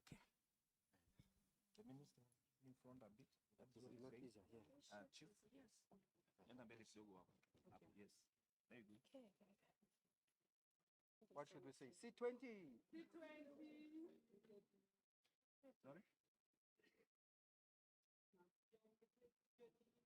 Can you see Nomnato? C20. 1, 2, 3. C20. Homeboy. C20. Thank you very much. Thank you.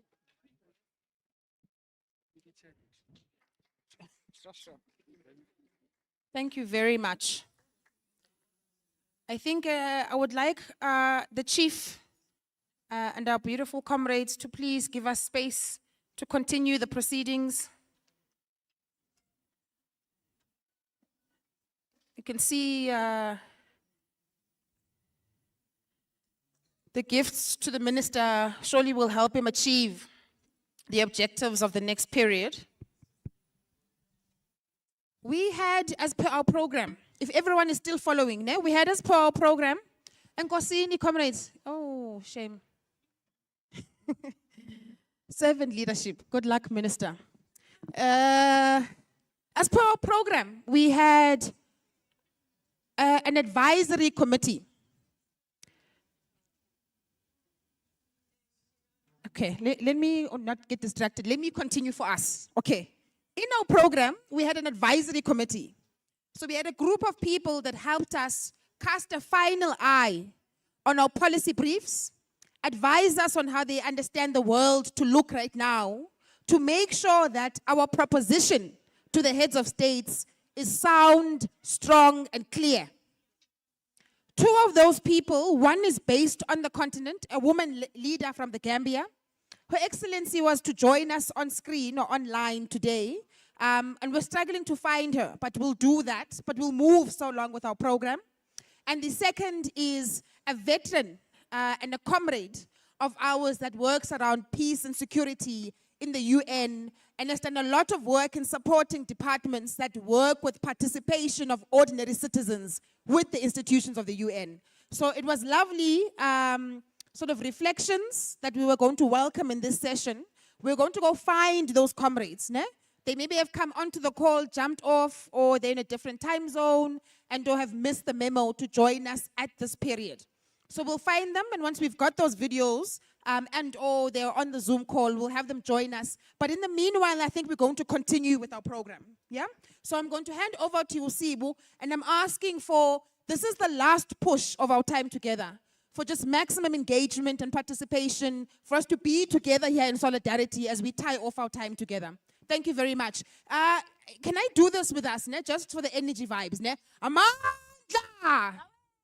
Way, two. I don't know if we're going to do these things with that kind of Amanda, but we'll keep trying. We'll keep trying. You see 20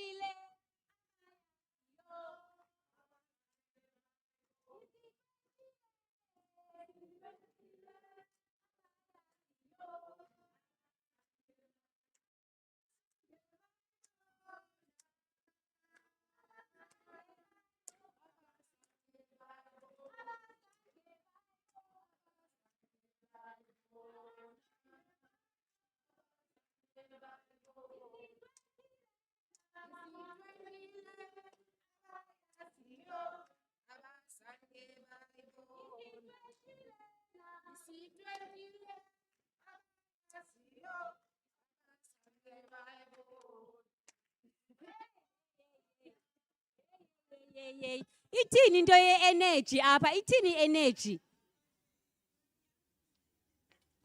The truth of the matter is we are in our last stretch. It has been an incredible journey for those of you who joined us right at the beginning, and the beginning being very early on last year when the presidency was sitting with Brazil. It sat with Brazil. We were part of the working groups, particularly around gender and health, while the presidency was sitting with Brazil. And we went all the way, engaging, participating, until they had their C20 summit in Brazil last year. We were there to hand over, to rather receive from Brazil civil society the work that each and every one of you sitting in this room was a part of. I'm telling you this history so that you know that it wasn't just by chance. We were there, we were in the room, we received it, and that is why you carried the work that you did this year. And work that you did so amazingly. I want you right now to really give yourselves a round of applause.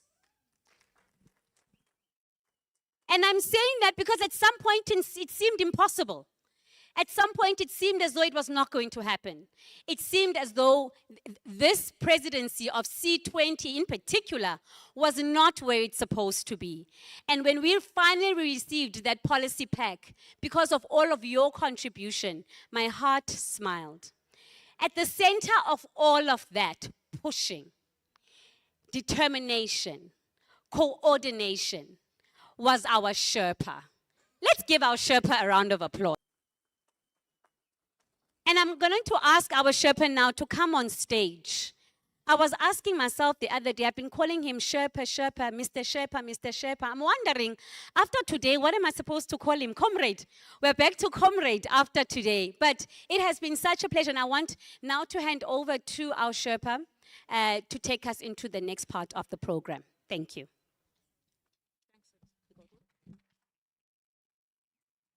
Amandlanes. Gawethunes. Amandlanes. Gawethunes.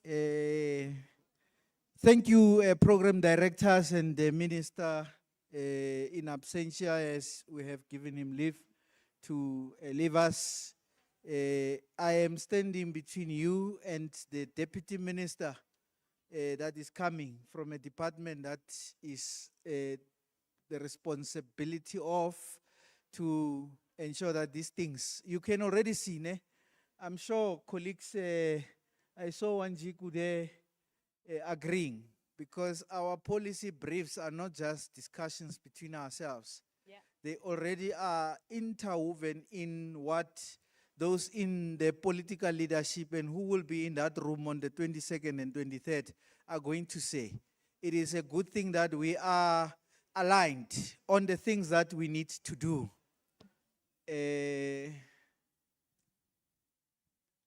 That is how we lose some of these global opportunities, because our comrades get excited by the pictures and all of that. And we have work we must do here. So mine is very simple, is to deal with two things. The first thing is the outline of the legacy projects. I'm not going to go into the policy brief. It is already there. And in the legal space, they borrow from Latin. And one word that they borrow sometimes from Latin is quo vadis. So where to? Not so where to, ne? So where to? Now that we have those policy briefs, now that we have articulated to the world as civil society leaders of the world, whilst we will wait for the outcome of the process of the 22nd and the 23rd, what are the things that we said we will be championing that emerge from the policy brief? Let me be brief about those. The first one is the energy that we saw in bringing each other around one table for a common purpose should be continued. And in this regard, we will be moving with speed to establish civil society South Africa, because coordination of civil society is very important for us to have a collective voice. A collective voice that respects the principle of leaving no one behind, because we also have differences as well. So it will be ensuring that the Civil Society South Africa as a legacy project, as a platform that brought us together. The organization that I come from, Show Me Your Number, was designated as the secretariat of this process, but it ought not to have been had Civil Society South Africa been there, because it would have been an institutional coordinate civil society from across the board. So that is the first legacy project that we are going to deal with as we continue with our Troika responsibilities. South Africa, US, and the next one is going to be the UK. The second project of sustainability that we will be looking at is to ensure that all these policy briefs and the recommendations are operationalized and implemented by the various actors that have put them on the table. So we're leaving nothing behind, but we are saying of those issues which are the most important that each of these working groups needs to champion. And that has two components. The one component is implementation of activities based on what has been agreed. The second part is that we need to transition to the US. So in transitioning to the US, we need to also continue to advocate for these issues, because whether there will be a recognized engagement group or not by the president of the host country, we are not products of president. We are the ones who make presidents. We are the voters. So if President Trump does not want engagement groups, he can't kill C20. We need to have C20 USA. We need to contribute towards that particular journey in the same way that we have contributed, because there must be a movement from where we are into the next stage. So that is the second legacy project that we have. So if you don't see yourself in it, you are all in it, because the 14 working groups are there. Part of that process, remember we said we are going to have D20, they are advocating, we are supporting. We will support them as we started this journey here. It is going to be part of that particular journey.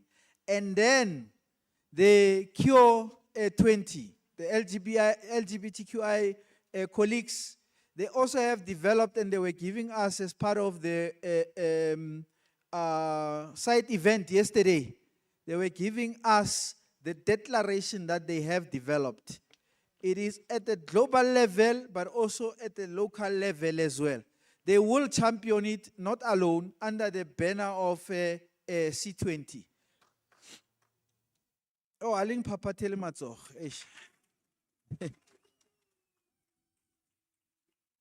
The third legacy project, and it is in our political declaration, it is about sport for public diplomacy. In the words of Nelson Mandela, in line with our working group 2 on people-to-people solidarity. Next year it will be the World Cup. People will be glued to their television screens. In between there is athletics and many other sporting codes that bring us together. Some of them are teams we like. Guillermina is here. She's from the land of Lionel Messi, Argentina. I'm sure nobody doesn't know Lionel Messi. In the whole world, even children that are born yesterday, they know Lionel Messi. That is the power of sport and the power of football. So part of the legacy projects we will be driving from this process with the Department of Sports, Arts and Culture, we are saying we need to have the establishment of a framework for sport in the G20. So we need to work out that particular mechanism, what it actually means. We know, based on the engagement that we have had with them and in line with this resolution, that there is the BRICS framework on sport. And we want to ensure that part of the work that the G20 does, as it moves from nation to nation, that we bring in that particular element. It may not be about policy, but it will be about policy in operation. We want to have sporting activities with our colleagues from South Korea, with colleagues from many different countries. So that is the third legacy project. The fourth one, Comrade Tulani will outline it, but in brief, it is about ensuring that part of the policy proposal that we have put in place is to ensure championing of issues that relate to the welfare of children and developing, ensuring that there is policy approach towards issues relating to the welfare of children. Comrade Tulani, in his closing address, will articulate in detail this particular component. So without much ado, colleagues, those are the 4 areas that we will be dealing with as the legacy project of the C20. They will be shared, they are packaged, you will see them because we believe in power social media. I know the program directors are waiting for me to finish, but the last part is what next? From South Africa to the USA, we are not handing anything to the USA at the moment, even though this journey is moving to them. There's no doubt about it. But together with the International Advisory Committee, which is still there, we are going to have discussions to ensure that we fine-tune that process of the handing over, to whom we are handing over, and how we institutionalize this handing over process as well. Because the International Advisory Committee is a very open-ended, amorphous, organ. It needs to be, strengthened in terms of how we're going to do. We have agreed, as the International Advisory Committee, myself and Comrade Tulani, we serve there. There are colleagues that are here and others are online, that we're going to take a moment to look at how best to do this so that we avoid what we were subjected as South Africa. There can be civil society who are defenders of democratic processes and principles, who must be guided by the principles of the IAC that are there. The other time we were engaging with colleagues from one of the countries as we were dealing with finalization of the policy briefs in terms of the give and takes. And we had to remind them that everything that we look at, let us go to what the principles of the C20 are. And we said this to them. We don't know who developed them, but we support the people who developed them, and we are guided by those particular principles. So if the things that you want us to do are not consistent with those principles, then we're not having the same conversation.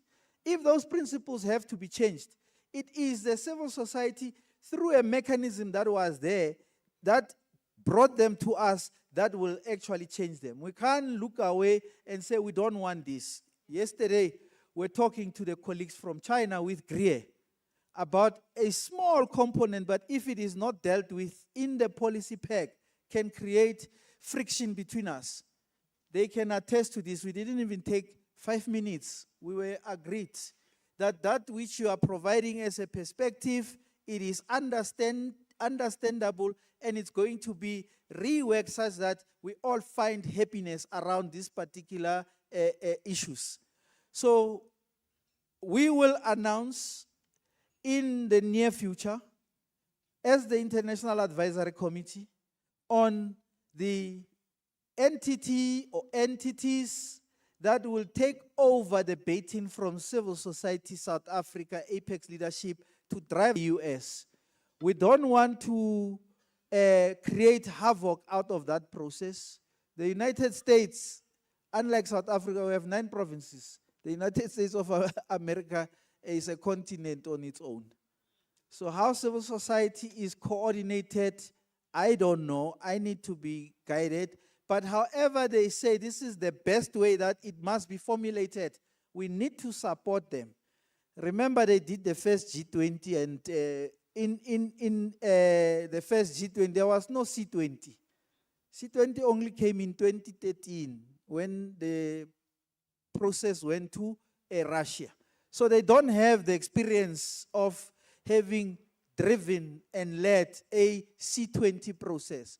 But they have observed from the first time it was put in place up to now. And we want to get it right. We want to get it right so of longevity. We want to get it right in terms of certainty. I will not put here because they have not been finalized, and I don't want to be ahead of myself, other than to say we want a collective agreement on what is the best way from our collective together with organizations in the USA, so that when we hand over to a process that will run smooth, that have our support. It was painful, colleagues, as I sit down. It was painful that we were thrown a process that should have been easy for us, was made difficult by some of us. But we are also happy that those who were there leading as part of the International Advisory Committee for the Brazil process, when others chose a journey that said, we want nothing to do with you, they even said that we don't want you to exist. They even wrote to the Director General, who's the Sherpa, that in 2025, there is no C20. Upright men and women who were part and parcel of the C20 process in Brazil and even before came forward and said, we are here to make it work for all of us, because it is not about our preferences, it is about a process that is correct. And we want to thank them. Guillermina is here. She represents those men and women who were upright to say, irrespective of how imperfect it was, let us make it our imperfect perfection. And it is when we wanted to lose hope regarding the summit, because they carried us to the do it, tell us how we can support you, and support us they did. And we want to thank you profusely for that confidence in all our abilities. And in saying what we are saying, as Tulani was saying, we are truthful. Because sometimes people do things, and when the truth is spoken, then they say, let's be diplomatic about it. But those who create havoc are actually not the diplomats at the time that they are doing it.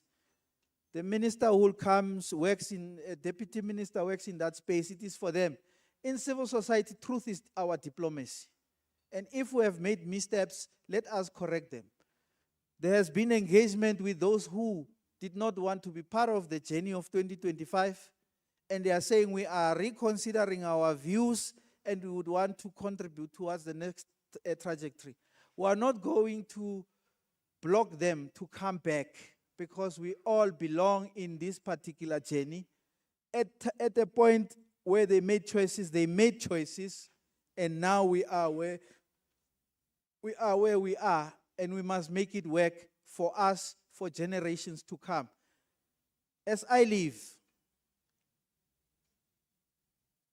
in 20 years' time, if the G20 still exists, it will come back again.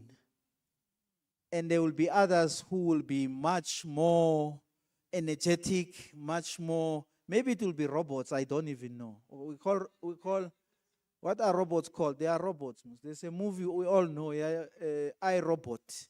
Maybe it will be, we will be those type of people at the time it happens. However, this is history, not in the making. History has been made that Africa hosted the G20 and the C20 was there. It didn't shatter by the challenges that it experienced. It actually became much stronger and demonstrated the power of civil society. And for that, clap a hand for yourselves, because you are history makers. Program directors, I want to say a lot, but I've been told that for you to be heard, you must be brief, you must be concise, and like me, you must be seated. Thank you very much to our Sherpa. Indeed, this imperfect perfection has made history. And you should all be proud of yourselves that you are part of this journey. And we are seeing it to the end right now. Thank you so much, Sherpa, for your leadership. Despite the odds, we made it. And from that 90%, I believe we have made it to at least 99.9%. I don't know, I think tonight will be the determining 0.1%. Thank you so much. And so it has already been mentioned that for oversight, we were working alongside the International Advisory Committee. And we did have an International Advisory Committee member, International Civil Society, Ramu Damodaran, who is unable to join us online. But we do have online Her Excellency from the Gambia, who represents African civil society as part of the International Advisory Committee, Fatoumata Tabajang. And she joins us online right now. And before I hand over to her for her statement of support as we close off the summit, I just want to tell you a little bit about her. She is an incredibly recognized leader within the spaces of society, civil society in particular, governance, and sustainable livelihoods. She is a servant of the people and a true representation of leadership, not only political leadership, but in leadership where peace and security is concerned. Let us please give a warm round of applause to Her Excellency Fautomata Tabojang, who joins us online. Thank you.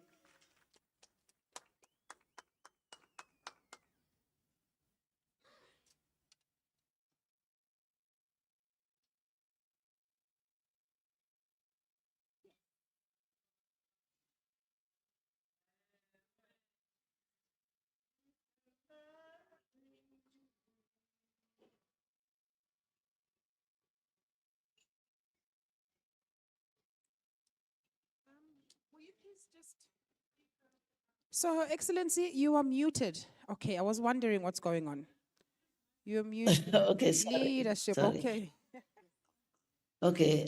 I say I salute the work of the moderator, the Shepherd team, particularly with our young leader, Balani, who I call son. I like to call people sons, daughters, sisters, and brothers, because that's what Africa is. Oneness of Africa, and that's the greatness of Africa. I have been in and out of the conference, not because I'm not interested, but because of the technicalities. We know in some parts of Africa, we don't really have all the access we need in IT. However, it's really been a great journey for me, for you, and collectively for all of us. We have done it, just as you have indicated. We have had presenters, committed presenters on all different parts of aspects of civil society, particularly the role of civil society, and leaders from all angles and from all dimensions, working towards championing the cause of civil society. We have made it because this is Africa and her associates standing up for the visibility and empowerment of civil society. No one can do it for us. The Africa we want for 2063 can never be realized by other people. We have to be in the driver's seat. And that's what the preamble and the provisions of the African agenda says. That is Africa that is driven by its citizens, and more so civil society.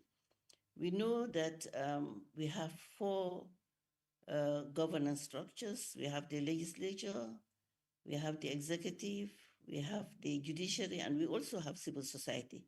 And of course, the media fraternity. Working together to have such a great conference has been really important. I have seen you've touched about all aspects of civil society, from governance, from intervention in different areas, and the way you have handled it, the team has handled it, needs recognition and commendation. You have used the African approach by being inclusive, bringing leaders from all corners of Africa, bringing in the International Advisory Committee to support the process. You've said it all. My son, Balani, Mabalane, sorry if I spell your, I'm wrong in your name, but we have seen what women and men and young people and people from all dimensions working together, the outcome of the conference. We have raised our bar, and I think if it is playing a game, we have scored 5-1, 5-5, which is nil. I encourage you as a mother, I encourage you as a sister, as a partner in progress for civil society. We need to continue to work together. Working together meaning, and I like the way you all handle it, is really looking at what we have done, the historic moment. How do we maintain the historic moment? By continuing to work together for post C20. And I congratulate at this point South Africa, which has really shown us the greatness of the country and the leadership it has taken in Africa. We know that has been representing us in different spheres of life, particularly in the UN Security Council and also wherever they stand. Africa must stand on her own. For us to be sovereign and for us to really leave something for our generation, we need to show leadership, which is ethical leadership, commitment, compassion. And this is where I would talk about women. Women in leadership have really played and are playing instrumental roles in every aspect of life, in all spheres of life. When I was vice president of my country, I was able to bring so many things that other men would not have brought, which is the empathy, the compassion, the commitment, the accountability. When you're given a task, whether it takes whatever it takes, you do it, regardless of all the load we have. We have our children to take care of, we have the communities to take care of, we have our nation to take care of. But I believe that with this type of partnership that we have developed in the C20, this partnership will continue to grow from strength to strength. I am a believer, as all of you are believers. And I always pray that whatever we do, all the undertakings we have made and all the commitments we have made, and all the projects, the legacy projects that we have adopted today unanimously, that God will bless these projects by continuing to give us the same stamina, the same courage. I don't believe in challenges because life without challenges is meaningless. The challenges you encounter in life, I think wisdom does indicate that those are the challenges that will reform and define your ability to lead, your ability to commit to other people, and your ability to give the best of lives, decent lives, human rights, justice to our people. Our people count on us, and we must not disappoint them. God bless you all, and I look forward to continuing working with you, supporting you in the post C20 endeavor. Thank you so much. Thank you so much to Her Excellency Fatoumata Tapojang. And just like you, I'm really excited, as you mentioned, about the plans post this incredible work that has happened. And you know, the Sherpa did mention the plans that we have, the legacy programs, the 4 legacy programs and projects that we have to look forward to. And I'm really looking forward to political will turning into political action. Thank you so much for your encouragement, Her Excellency. Thank you for your support. Thank you for walking this journey with us.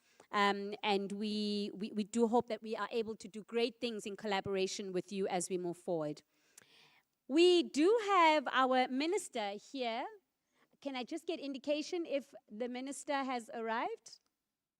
If I can get indication that Minister Boetes has arrived. Okay, so while we are trying to indicate that the minister has arrived or not, sometimes I just feel like the people in this room are not part of Umzabalazo. You are. We are civil society. Can I get something? And then what happened? You were silenced by who? Bring this person to me. Who silenced you? Can I please get some action here, please? Sis Nombasa, can I please get some action? We are civil society in here. Okay, nice move. I had tuned some music and do you know what, ma'am? Look, okay. No, this guy just came and said the woman that's representing Dirko is sitting over there. I don't know who's getting the sign language. I don't know what to say. 55 minutes. But the mom there, Yeah. she says she's going to be representing Durko. So ukhona. But I ain't going to mistake, it's a woman. And so she can only join, she doesn't want to come sit here because she needs to read subtitles. So she wants to Is it join the mama? Zoom from where she's sitting, yeah. Akazi njalo i-feedback ke ngoku sengibona. I don't know, but maybe they got at some point as well. I don't remember her speaking from there. So that's what they're trying to set up with these people now. So they need 2 minutes. Oh. Which is looking like 5 now. Okay. But let me go get her name in there because she's not Mr. Alvin Bottas. Okay.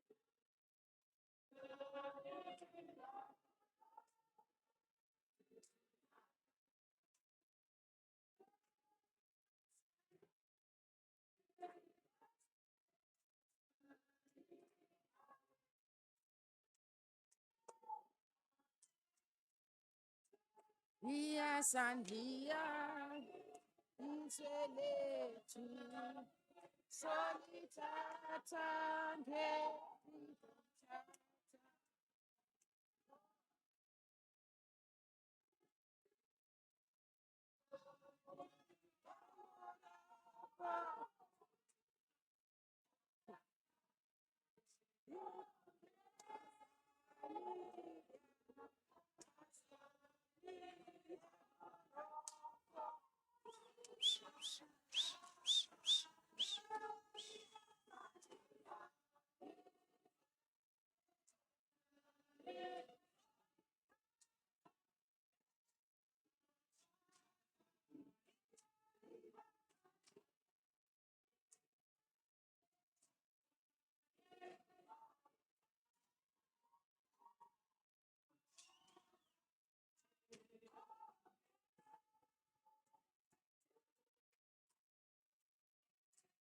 Morocco to Madagascar.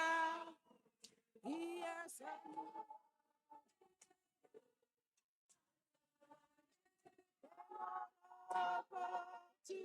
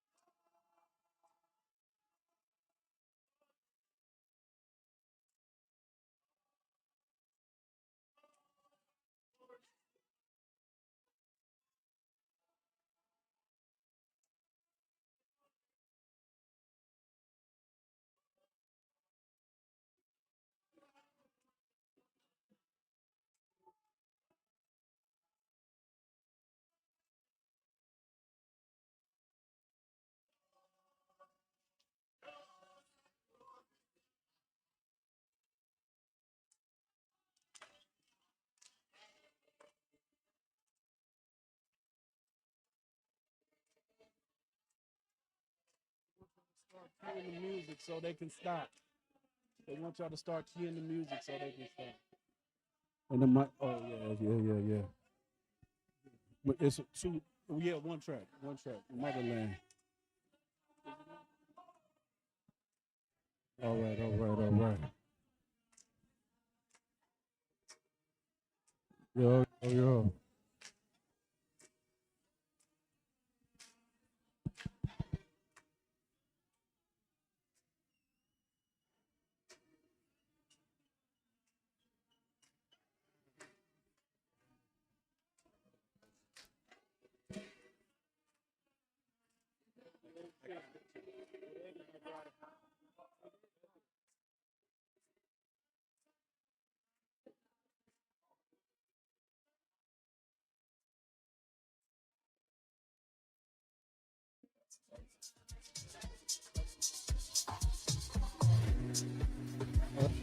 Hello.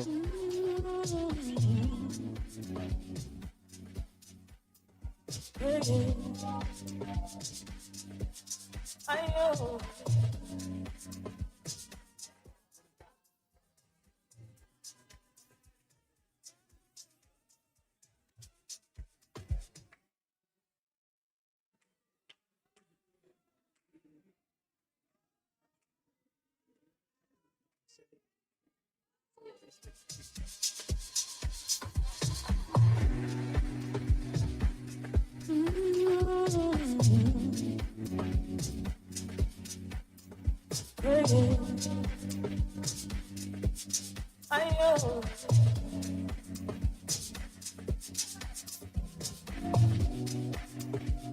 Baba.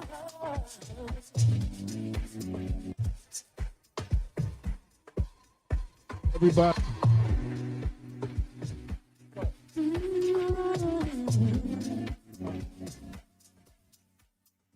Yeah. Ayo.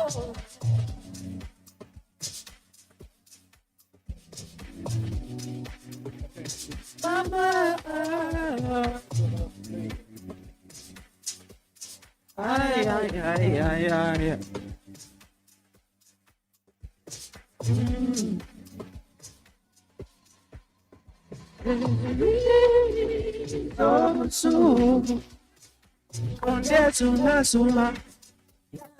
Tula.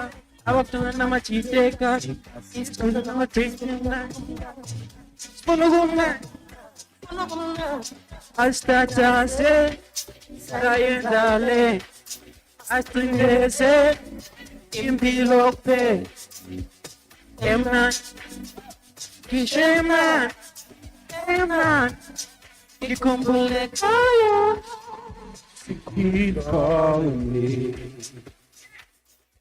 Feel her in my soul. Think I'm coming home. I can't take no more. Can't take no more. Every time she call, I get a tingle in my back. But the land is on my mind. The land is on my mind. Every time I call, I get a tingle in my spine. But the land is on my mind. But the land is on my mind. Coming back home.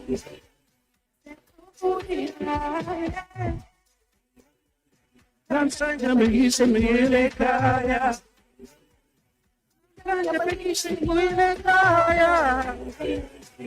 I'm coming back home.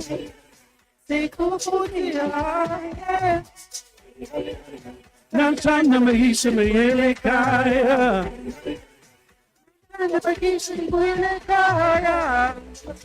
Bigizo, when you want to know Bigizo.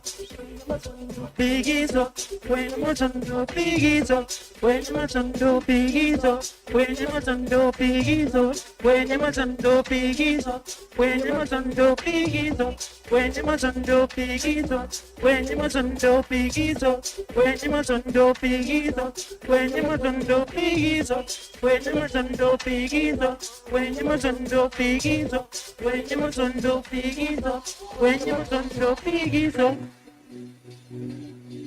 Oh, this song is about Motherland. It's about me coming back home to Africa, specifically South Africa. I trace my roots here, and I'm a part of the Dunn clan, so it feels good to be back home. Oh yeah, boy, yeah, boy. I hope y'all feeling good out there, though. I done came along to come party with y'all. Keep calling me, feel her in my soul. Think I'm coming home.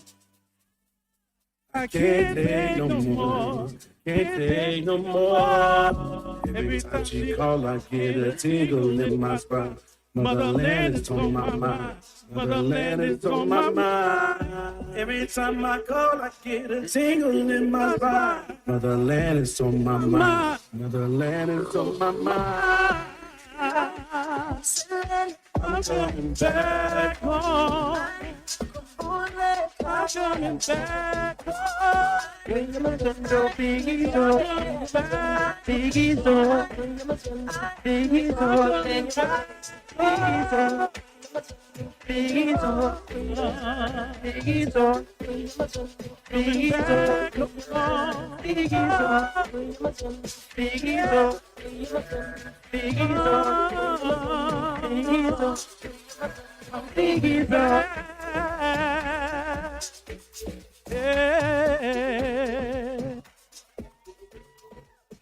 Back home.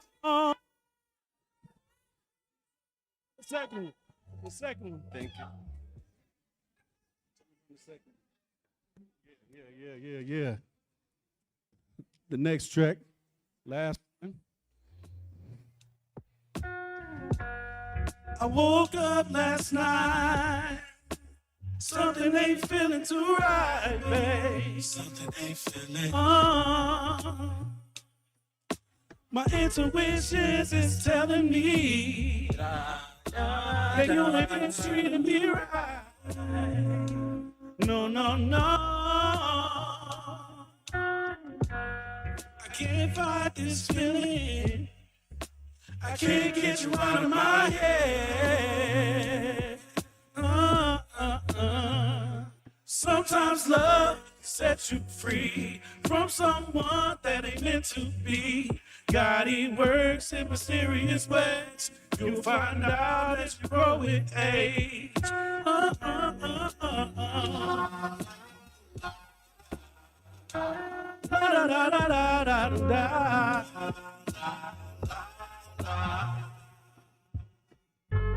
See, the whole time, women be thinking that men don't know nothing.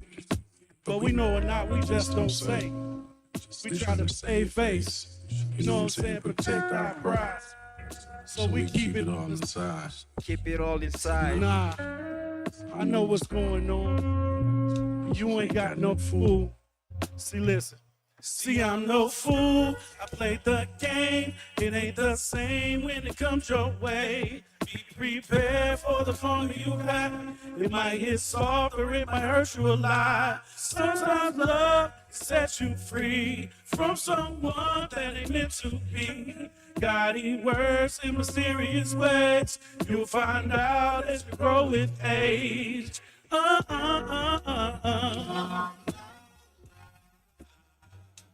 La da da da da da da.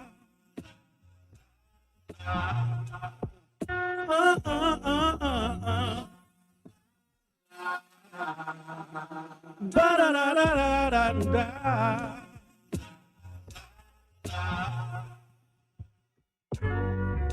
Yeah, I know everybody done went through some pains of being hurt before. Everybody heart get broken sometimes. Sometimes love can set you free from someone that ain't meant to be. God, he works in mysterious ways. You'll find out as you grow with age. La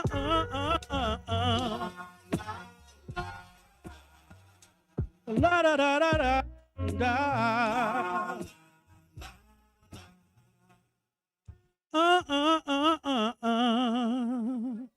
All right.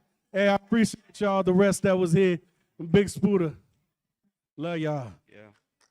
Thank you so much, Big Spooder. Yeah, boy, Big yeah, Spooder, a boy. round of applause, everybody. Can I get some sound here? Can I get some sound? Thank you so much. The ladies in the room, you can give Big Spooder another good round of applause. Woo! Thank you so much, Big Spooder. All right, we are wrapping up our program. And we are looking good on time. We are just waiting for our minister to arrive. Our minister from Durko to arrive. And while we are waiting for him, we'd like to cue in now Levi Singh, the Sherpa from Y20. I'd like to cue in Levi Singh, who is joining us online. Can I get indication that he's ready to come online? Message of support from Y20 Sherpa 2025.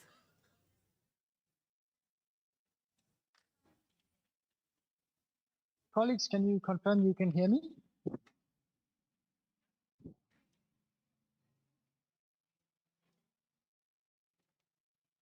Okay, I'm audible. Good afternoon, colleagues, comrades, and friends. Greetings from the Y20. We are incredibly disappointed that we can't be there due to concurrent summits underway in Sandton, but we do send all of the solidarity and support, and we'd like to congratulate the Apex leadership as well as the entire C20 leadership team on an incredibly successful summit. This is a short message of support and solidarity to our comrades at C20 as we wind up the South African G20 presidency. I think as we had commenced this journey with South Africa accepting the handover from Brazil last year, C20 and Y20 have been aligned on the fact that this G20 presidency needs to be people and human-centered. As the Y20, we had embraced the view of radical inclusivity being a core and fundamental value of our presidency, and the natural alignment between C20 and Y20 has definitely been something we've deeply appreciated. It's also a solidarity in action that we've witnessed from the Y20 and C20. We had engaged with the C20 at every step of our Y20 journey, from the launch of the Y20 to our pre-summit and the actual summit itself. We had sought counsel and advice from Apex leadership on how to navigate some of the tenuous political issues that you would all know well around gender and gender equality, around sustainability, intersectionality, and all of those language issues. And we benefited greatly from some of the insights and the perspectives that were gleaned from the Apex leadership and the C20 team. Looking at your respective policy packs as well has been incredibly inspiring and instructive for us as we've continued to advance our program of action. As many of you know, we had hosted the Y20 summit in August, and it was amongst the first summit to be hosted by the engagement groups. It was for the first time in 15 years that a Y20 summit had concluded without an outcome. But we were assured by the support from our C20 colleagues when we had presented our position to say that we'd rather not have an outcome that is meaningless, that betrays our constitutional values, than having an outcome for the sake of having an outcome. And we deeply appreciate the solidarity and the understanding and the principle that has been taken and displayed by the C20 team and its leadership. I think on the front of shared events, we've done a lot together with the C20 this year, but most memorable for me was convening an engagement group-led roundtable at the UN General Assembly's 80th session in September this year, where we really had a chance to position the engagement groups, in particular the population-facing engagement groups such as Y20, C20, W20, and L20, to member states to highlight the unique value that the engagement groups bring to the G20 ecosystem. We all know that we're now handing over to the United States next year, and the United States has been quite clear their intention is to take the G20 back to its 2010 architecture. And in 2010, there were no engagement groups except for the Y20. So we've really tried to utilize our engagements at the UN General Assembly with C20 and other engagement groups to advance the unique value add that people and citizen voices bring to the G20 platform. The work of our engagement groups definitely don't stop here. I think we are all acutely aware that we find ourselves in deep crisis globally and nationally and continentally. The values that we have committed to in the Sustainable Development Goals and Agenda 2030, as well as Agenda 2063, are under threat. The concepts of diversity, equity, inclusion are under a political assault. So we continue to work and build solidarity with our C20 counterparts and other engagement group counterparts to protect and advance these progressive agendas. I loved what the chair had said in his opening remarks, that governments do not hold a monopoly on wisdom. And I think that parable is so important and so timely, because us as engagement groups and as representatives of the constituencies, communities, and movements of people in the diversity need perspectives to these multilateral platforms, but also ensuring that political will, leadership, and accountability is adhered to and applied Okay. at all. Sorry, So hold on. congratulations once again to our Levi, C20 colleagues, and can you please Aluta unmute continua. us The if you can struggle hear us? continues. Levi? Yes. Okay, I wanted you to pause, ne? And I did make the declaration in the Yes, I room can hear you. that I'm a youth endala, an old youth. I can hear you. That's fine.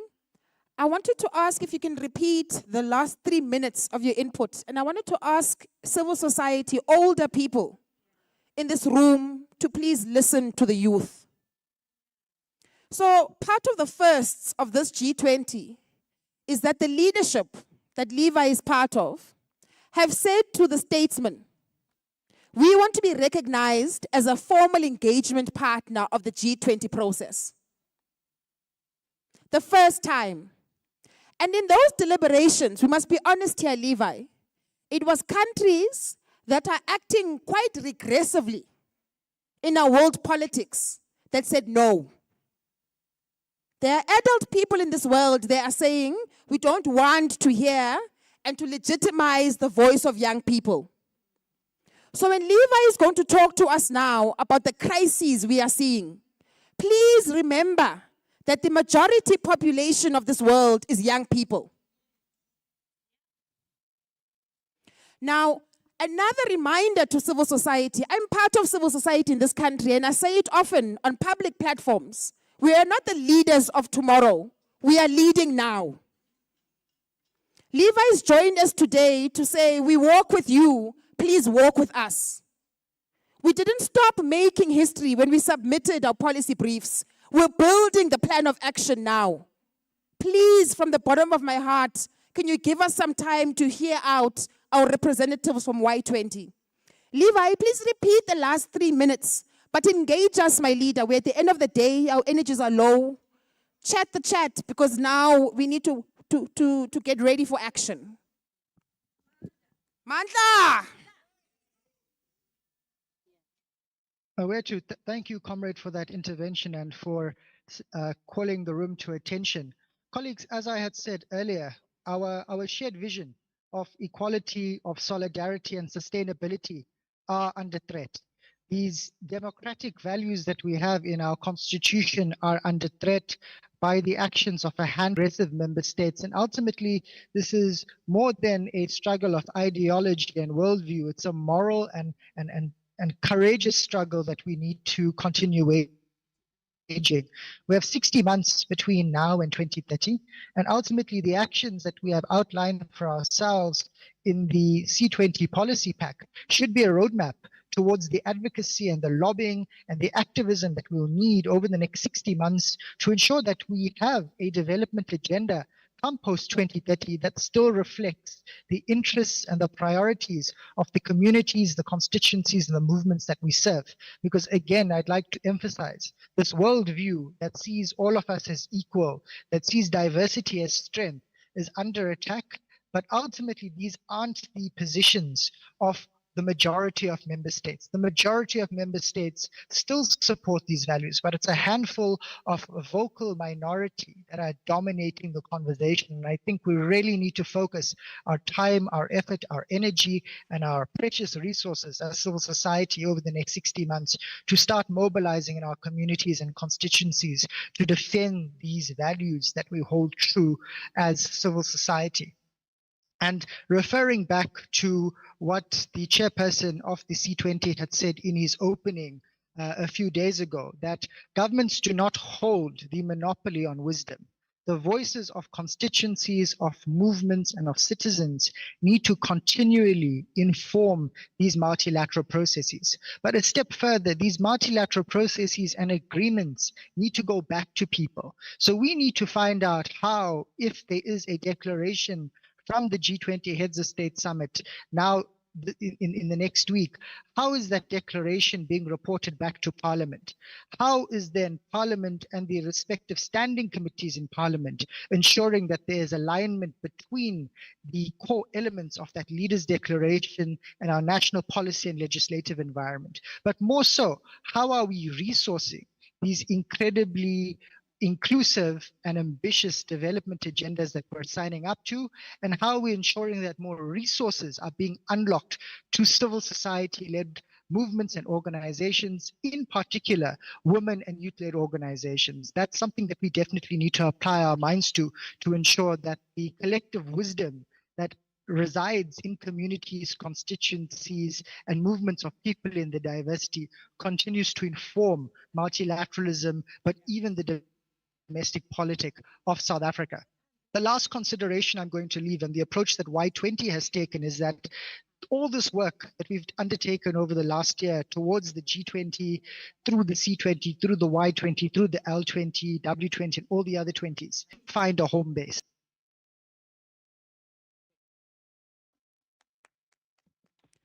That ended very unceremonious. Yeah, okay. I thought he was not done. Okay.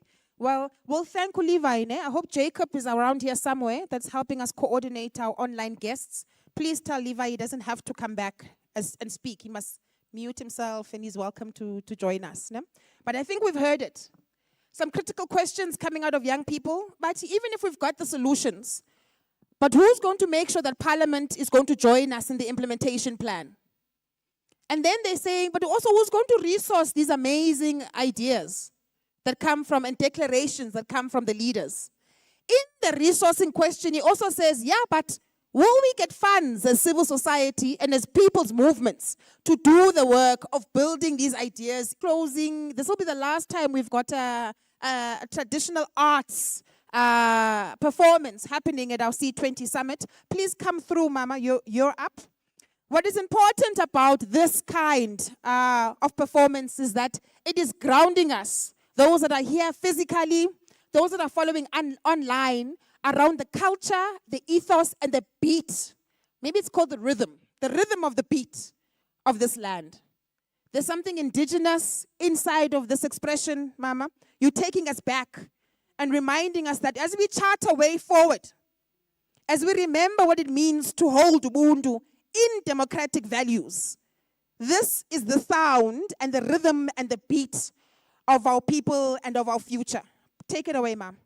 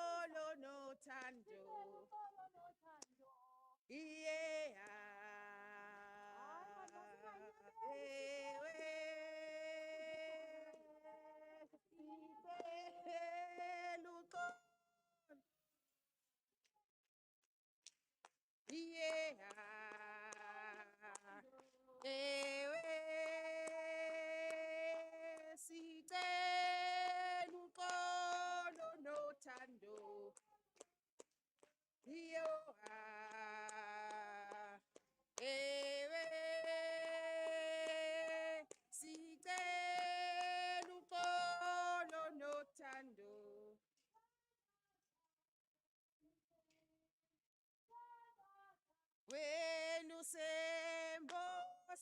singaba khona thina. Masiyembo. Masiyembo singaba khona thina. Masiyembo. Masiyembo singaba khona thina. Masiyembo. Masiyembo singaba khona thina.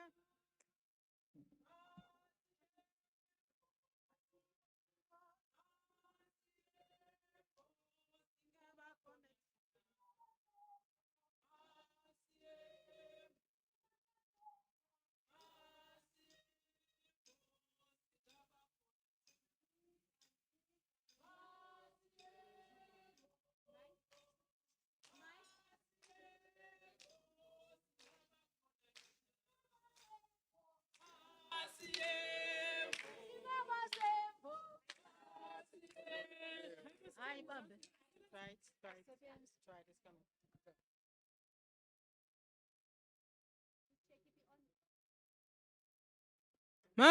Masiyembo, Masiyembo, singabaphi, singabasembo, siyembo, singabasembo, bo, singabaphi nathina. Uyamemeza uRamaphosa uthi G20 mayihlangana. Uyamemeza uRamaphosa uthi G20 mayihlangana. Uyamemeza uRamaphosa uthi G20 mayihlangana. Uyamemeza uRamaphosa uthi G20 mayihlangana. Uthi C20 mayihlangana. Uthi C20 mayihlangana. Uyanqonqoza uRamaphosa uthi G20 mayihlangana. Uyanqonqoza uRamaphosa uthi G20 mayihlangana. Uyanqonqoza uRamaphosa uthi G20 mayihlangana. Zonke izizwe zihlangene. Zonke izizwe zihlangene. Wonke umhlaba uhlangene. Wonke umhlaba uhlangene. Oh, oh, oh, oh, lo muntu uyagula. Lo muntu uyagula. Oh, oh, oh, oh, lo muntu uyagula. Lo muntu uyagula. Kanimncedeni, kanimncedeni. Lo muntu uyagula. Lo muntu uyagula. Oh, oh, oh. Lo muntu uyagula.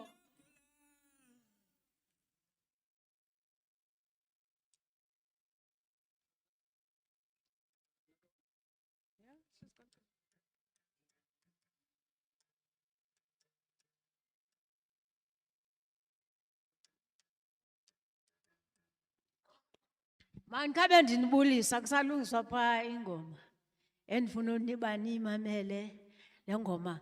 Igama lam ndinguNomthandazo wase-Eastern Cape, ndinguMampingi Isiduko. Umbhala usenza into omntwana kwaCengane. Ndizalwe eMaqoqweni uZikhalo Teko George Obsolventonga kwaMemane. Esi sixhobo ndisiphethele instruments ndifundiswe ngumama Madosini. Wandishiya nesi sixhobo.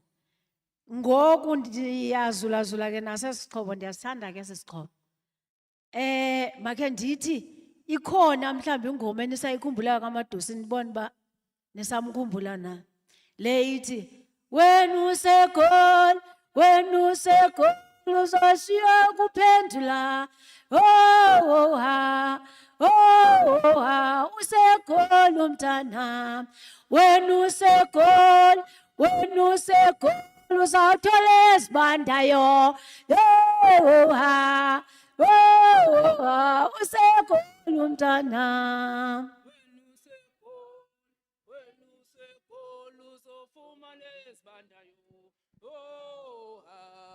Oh, akuphelile mntana. When usekol, uzof.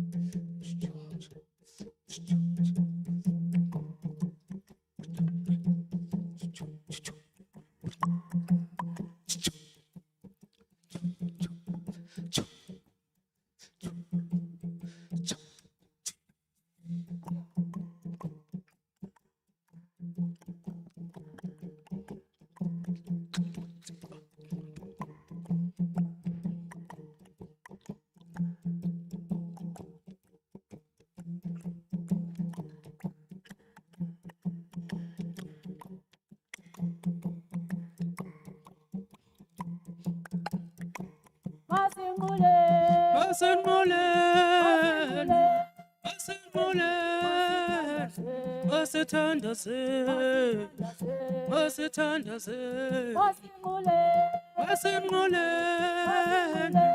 masengulen, masithandaze, Masithandaze. Wathubawo.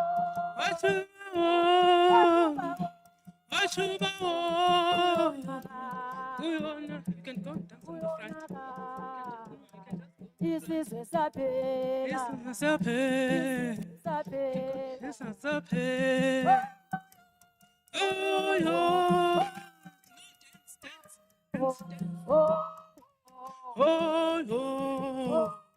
Oh, yo.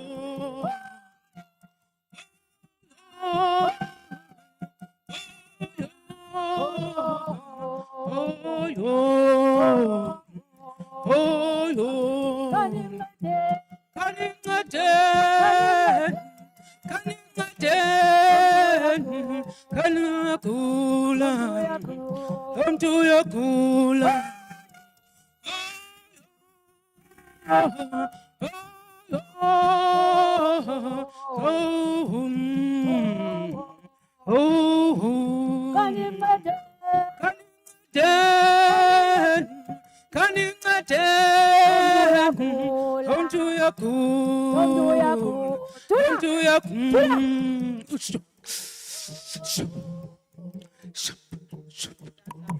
Yes, yes.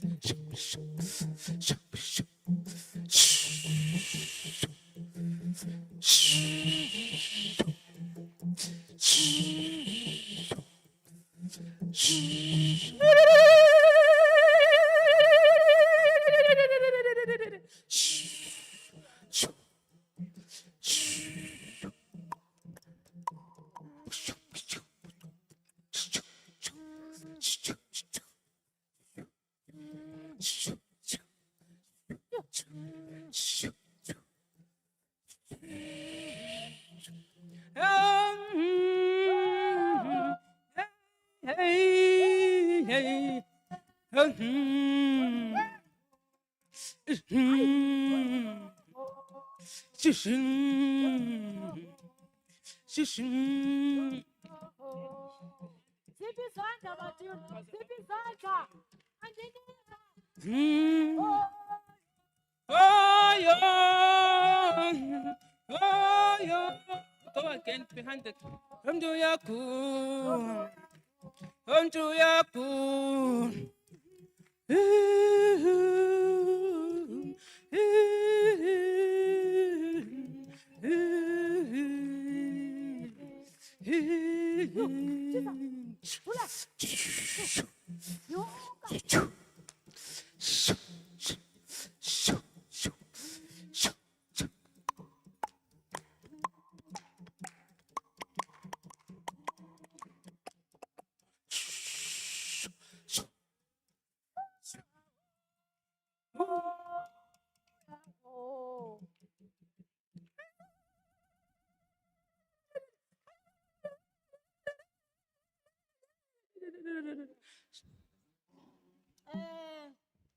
Hayi ke ngosigqibile noko amandwendwe wethu siyawabona bonwabile andithi. Ibalulekile into yoba emzini xa kufika abantu konwaba amandwendwe kukho egqitha nina. Yabona akhululekile amandwendwe. Siyabulela enkosi.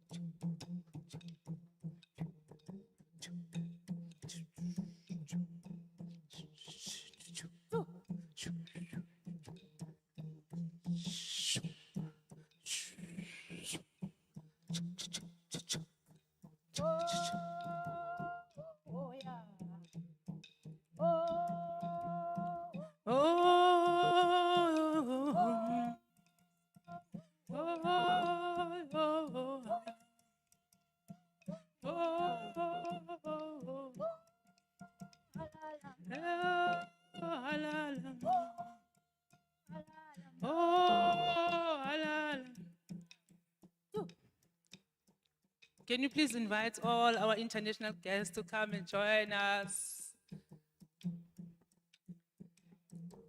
and learn the dances? So you can go back home with some dances. Please join us.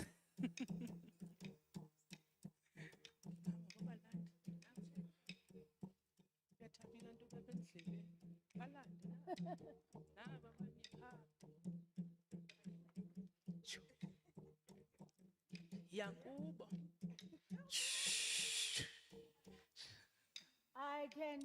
I can see ukuthi, I can hear that. Nithanda ukanimncedeni. Yawa? Kanimncedeni, kanimncedeni. Lo muntu uyagula, lo muntu uyagula. Kanimncedeni, kanimncedeni. Lo muntu uyagula, lo muntu uyagula. Kanimncedeni, kanimncedeni. Lo muntu uyagula. Kungcono ningene phakathi kwenu nithule. Kanimncedeni, kanimncedeni. Lo muntu uyagula, lo muntu uyagula. Kanimncedeni, kanimncedeni. Lo muntu uyagula, lo muntu uyagula. Kanimncedeni, kanimncedeni. Lo muntu uyagula, lo muntu uyagula. Kanimncedeni, kanimncedeni. Lo muntu uyagula,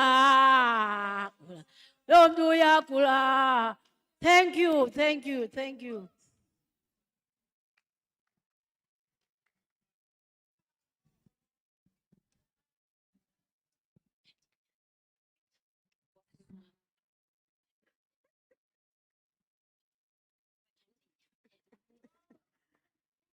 Thank you very much, Mama. I want to ask if people in the room, when you go home, please Google Umama and Madosini. There's a rich heritage, history, and contribution to culture and history and the arts in South Africa by Umama and people like Madosini. I'm seeing that the Deputy Minister has landed. Welcome, comrade. This is the Deputy Minister of International Relations and Cooperation in South Africa. And he's going to talk to us about this idea of the imagination and the revitalizing of an agenda that brings civil society to the table at decision making. DM, we haven't been waiting for you. You've just missed a really, really amazing performance from Umama that is using an indigenous instrument and reminding us of the rhythm of our country and of our continent. And I think it's nice that Umama finishes just as the minister comes on and takes the podium. We're talking about our dreams and imaginations, Minister. And the information and the invitation is for you to help us think about and make your own commitments to seeing through the policy recommendations that everyone in this room has been part of building over the last couple of months. Please, Chair, will you hand over? Or will we just go right ahead? DM, you can go for it.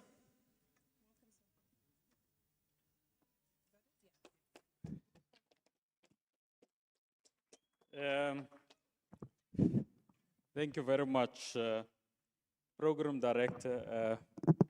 Let me first just apologize for coming half an hour late. I'm one of the deputy ministers in South Africa that actually have delegated mandates.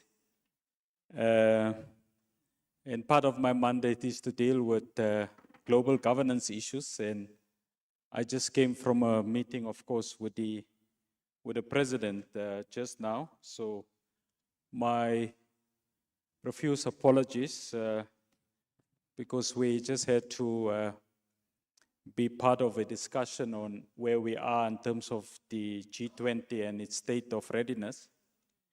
But having said that, ladies and gentlemen, let me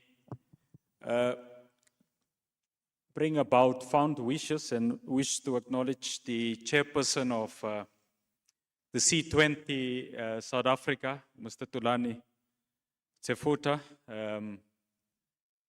Thank you very much for the stewardship that you have provided. Together with the C20 Sherpa, Mr. Fundisi. Let me also acknowledge, ladies and gentlemen, the head delegate of the South African Foreign Service, Ms. Salome Baloy, present here. I think is this beautiful young lady that you must have met. And of course, ladies and gentlemen, representatives from civil society, representative from the C20 engagement group, and in particular members of the other working groups of the G20. I think important for us, of course, as South Africa is that we have assumed this G20 presidency, ladies and gentlemen, having made the unflinching commitment that we would want to ensure that we become a bridge builder between, in particular, state as chief implementers of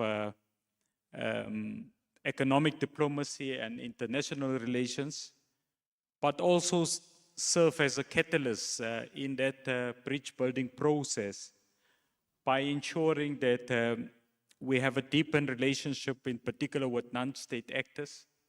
And it's for this reason, ladies and gentlemen, that the C20 as a key engagement group have been very pivotal in our repository and in our self-reflection on the success of our G20 presidency.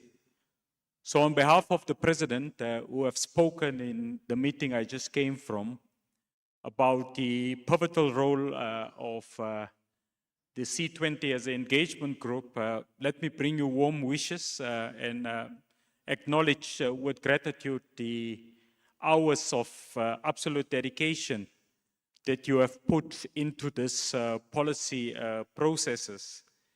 This C20 summit, ladies and gentlemen, it's obviously historic because it is the first summit to be convened on the African continent.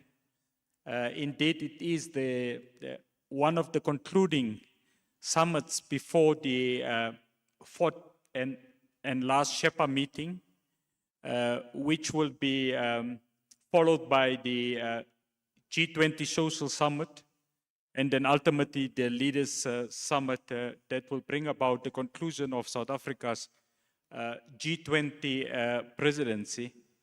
Important for us, ladies and gentlemen, is that civil society have actually demonstrated that it is not an onlooker in relation to the policy processes within this important financial and economic architectural design as presented by the G20.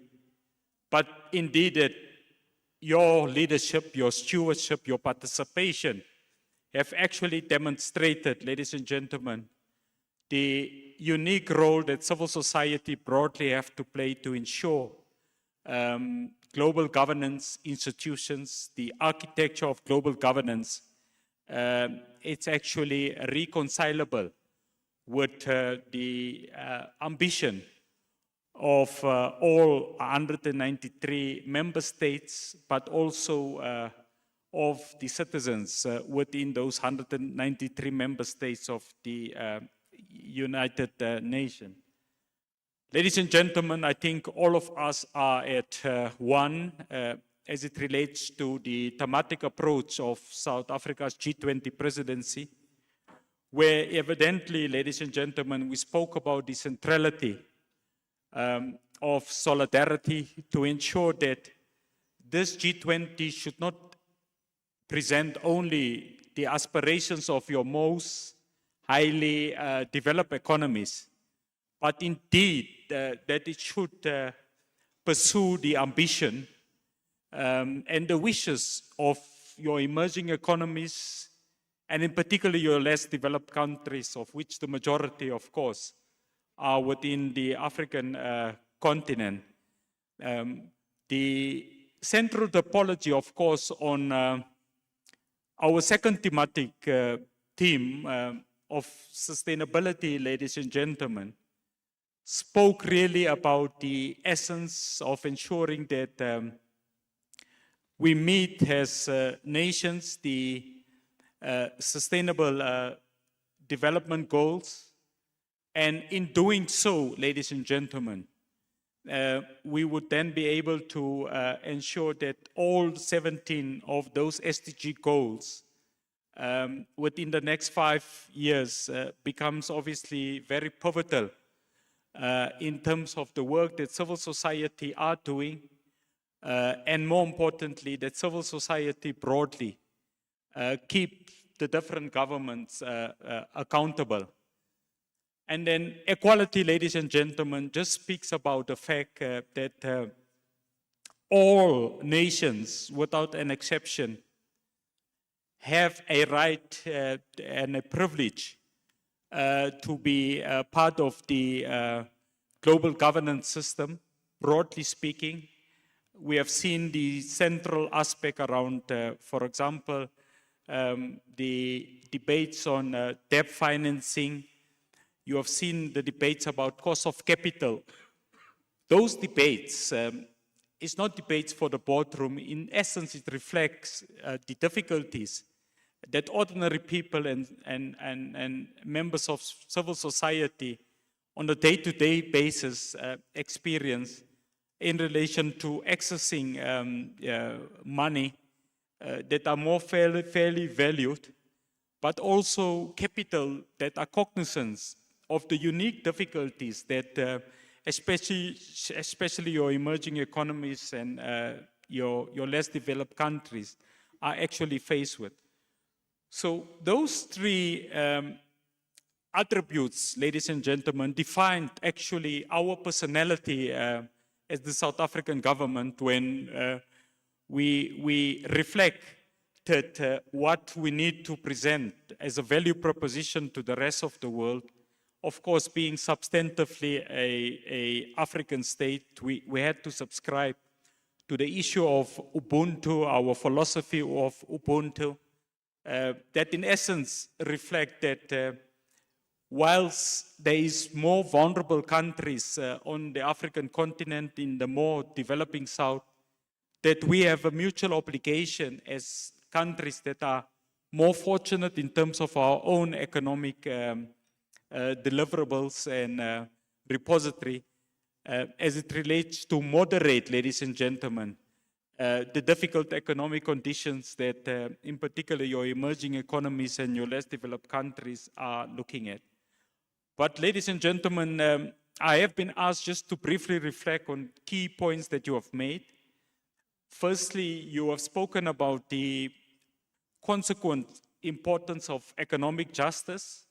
You have spoken about the need for the adequate transformation and reform of your multilateral development banks, in particular your IMF and your World Bank.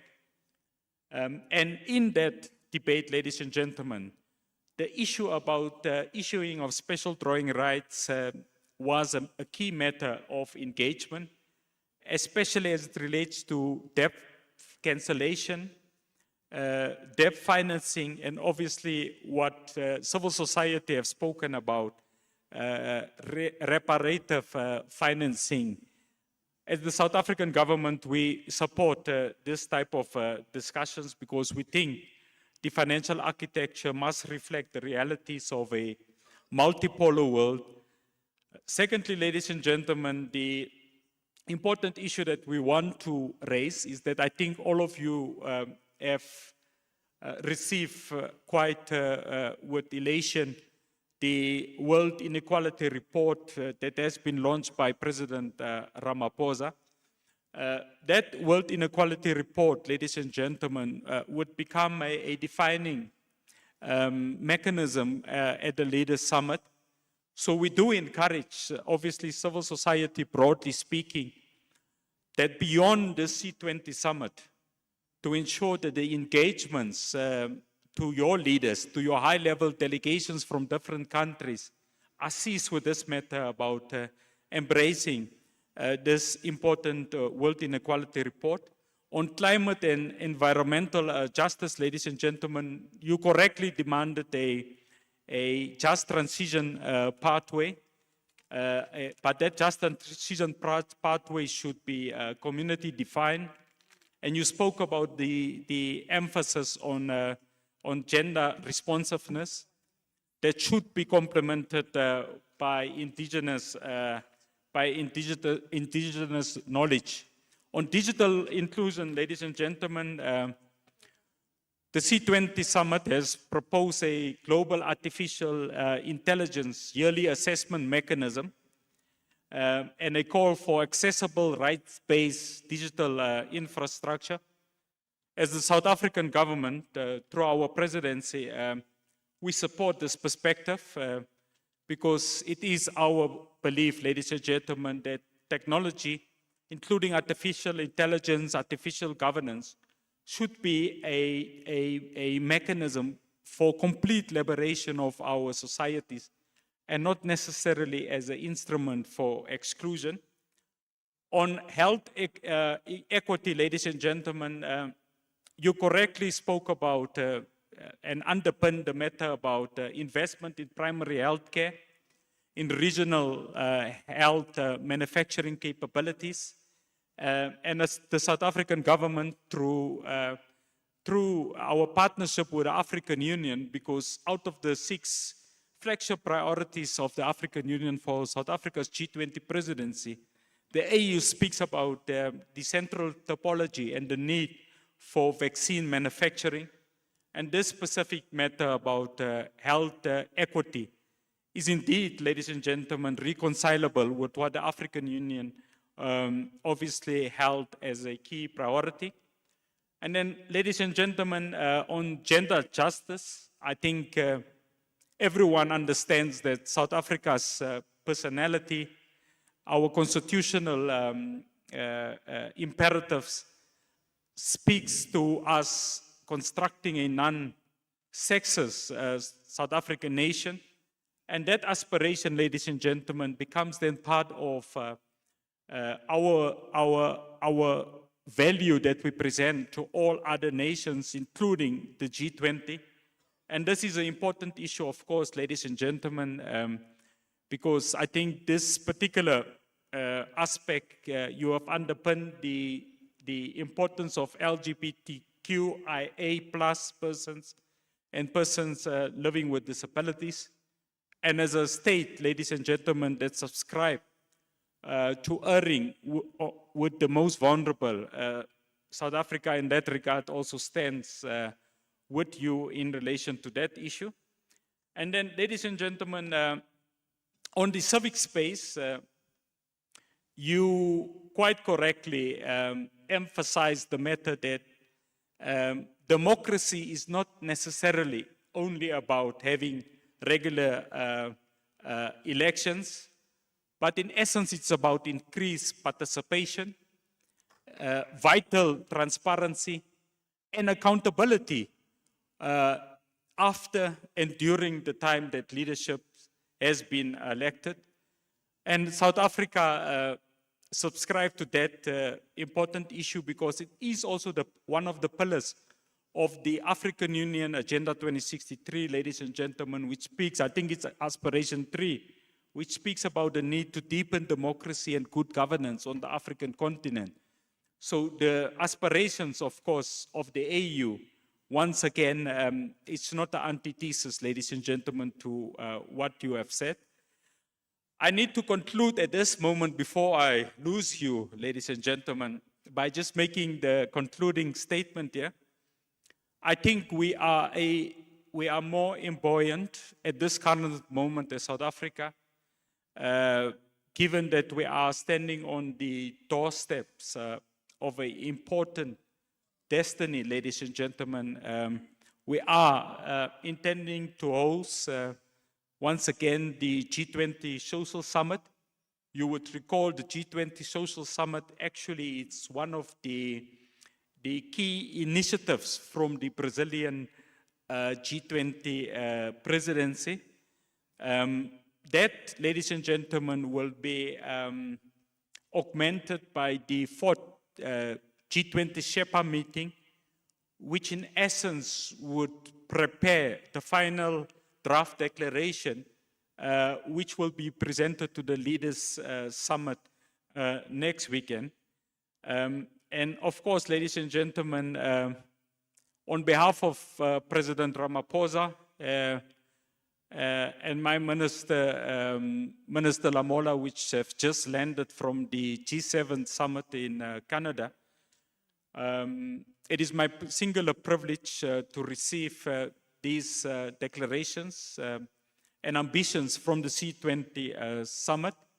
And I once again wish to unequivocally commit the South African government, ladies and gentlemen, that we intend to, from this summit, Tulani, we are going to champion the C20's recommendations in the Sherpa track and in the Leaders' Declaration.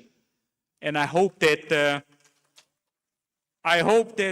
beyond the Leaders' Declaration, that all members that are participating here today will look with keen interest whether the key ideals and aspirations from the C20 have actually found expression in the final G20 Leaders' Declaration.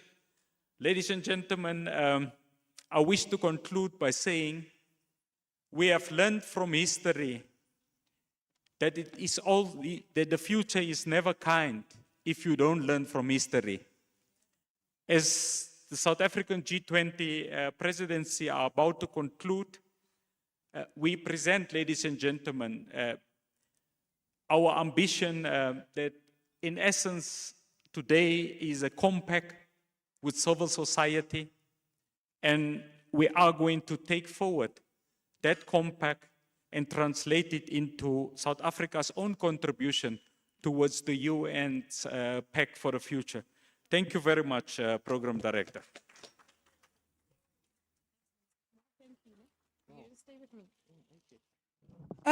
Comrades of civil society, that was amazing. Ne? A wholesale acceptance. This is not now, we're not outside the clinic delivering the memorandum and the guy's like, yeah, sharp. The department, the ministers, the DM, and his comrades have read our policy brief, and they are saying across the board, these issues are the same as the things that we want to do. And so there's alignment here around a vision for the future. So well done, comrades. And thank you very much to DIRCO. Now, I want to say, we recently talked to some chaps at DIRCO, and they were saying, we can help support you around the principles of collaboration transnationally, comrades. And we said to them, no. We know that DIRCO relies on us as civil society to set the agenda, the tone, the language, and the demands of social justice globally. But we also want to say thank you. Thank you for that kind of political will, the courage to say no to injustice, and to coming here regardless of what your schedule looked like today. We want to also say thank you using a token of appreciation. We've put together a little bit of a merch to give you something that we hope you'll wear next week, entire social summit, maybe even at the leaders meeting. Don't even wash it, sir, just keep wearing it. Sipushi propaganda, our message must go far and wide. Mandla! I gave you my best. This is my last address. Because next week the minister and the president takes over.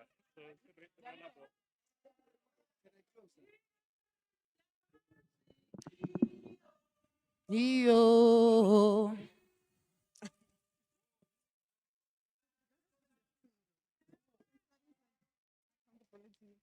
Bless. Thank you very much. Comrades, we're going to hand over now. This is the whole segment after lunch. I kept saying to you, we're nearly there. We're here now. We've arrived. Our chairperson is going to give us his final address of C20's 2025 South Africa's presidency of this amazing and transformative agenda we've set for the world. You are the few left to witness history, and I'm hoping that those are online as well. Nati will take the message back to our constituencies, to our provinces, to our regions, and build for what the Sherpa was saying to us is the agenda going forward of what we've built together during the C20 process. So Chair, please come forward and tell us where to now.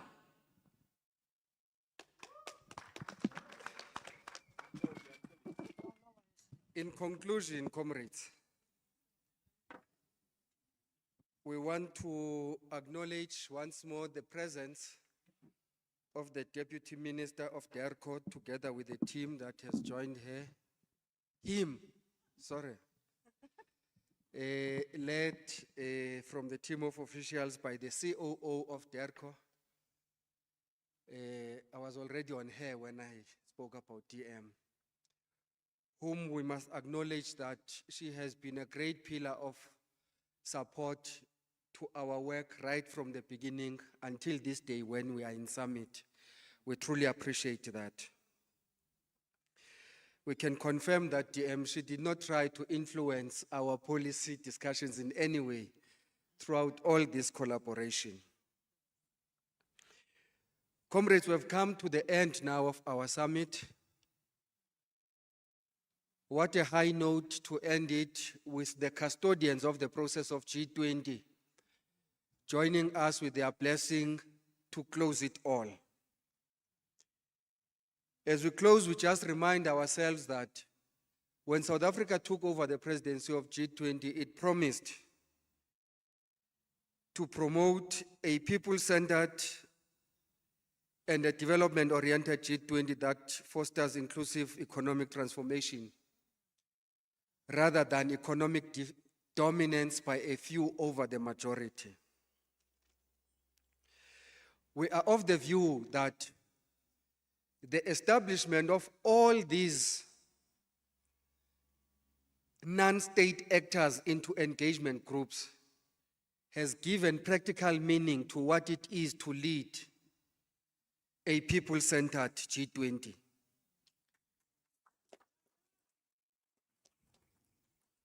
We are proud to say that C20 spared no effort in mobilizing all categories of community organizations.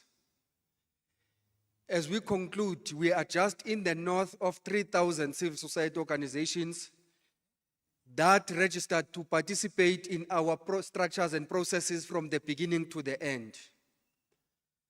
Those organizations represent big international civil society organizations, national apex bodies in South Africa, Africa, and the rest of the world. We have medium-sized organizations and even the smallest of community-based grassroots organizations that would have otherwise only watched G20 on TV and heard about it on radio.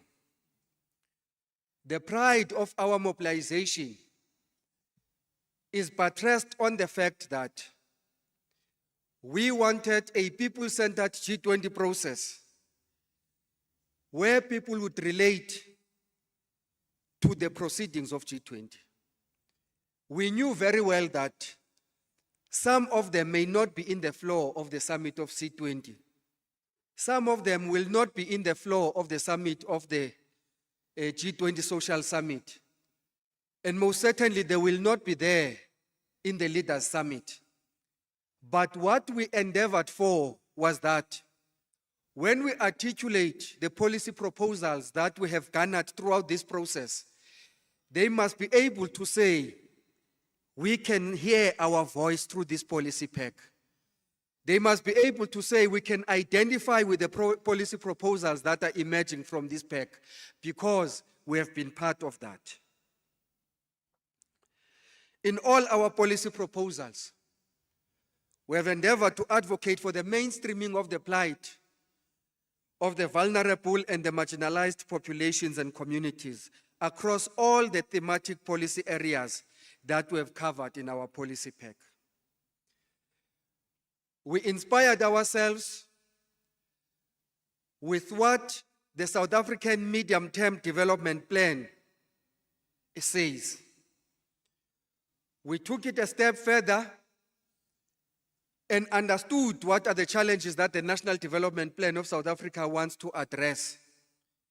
Because we understood that it is not only about South Africa, we opened ourselves up to be inspired by what Agenda 2063 of the African Union suggests, including the SDGs of the United Nations, as a policy conduit from which we premised our discussions.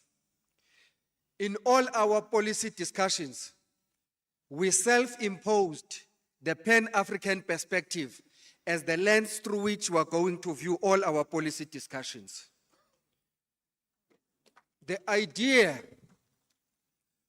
of a Pan-African perspective is not just lip service.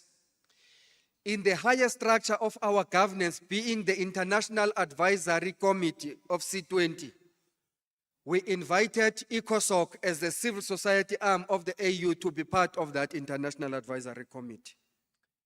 We imposed a structure in our working groups, a three-tier structure where the chairpersons come from South Africa, African continent, and the rest of the world. And in all those policy proposals that we dealt with, none of our policy proposals do not place the people at the center of development.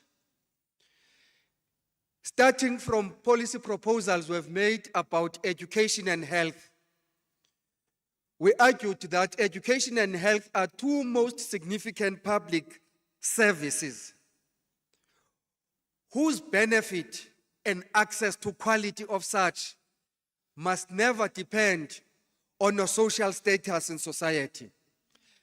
They must never depend on your level of income and affordability. We must do them so well that they raise the base of the poorest of the poor, such that they can compete with all those who have it all.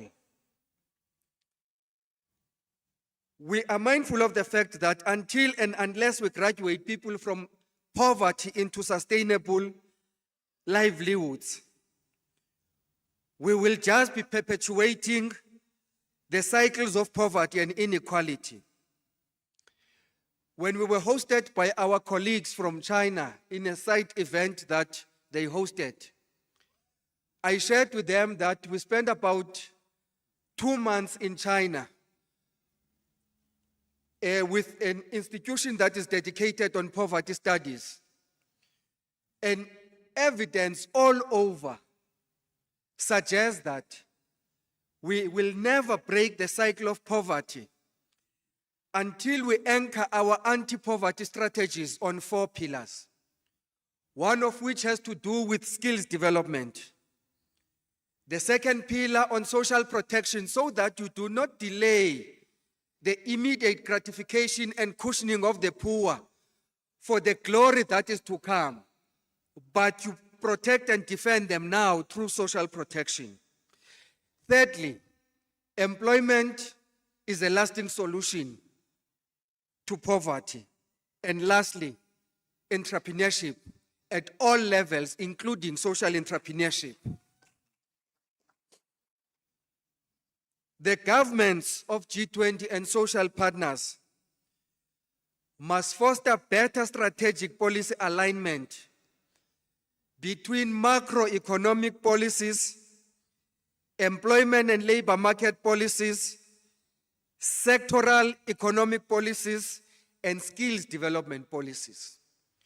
The point we're making with that call is that however much you may invest on the supply side of skills, for as long as the demand side of the economy is not ready to absorb those skills, there will be a cross purpose. So the demand side must stand ready to define what is it that it needs, such that the supply side of skills development provides skills that are required by the labor market and the economy, such that that match is able to lead to sustainable employment. The transformation agenda is under siege. The anti-transformation voice has been emboldened, and it continues to be organized without any shame anymore. Previously, they used to say these things in corners. Now they have made it clear that some have appropriated themselves a God-given right and entitlement to the economy and employment in South Africa. That is the narrative that we must challenge through all our transformation endeavors.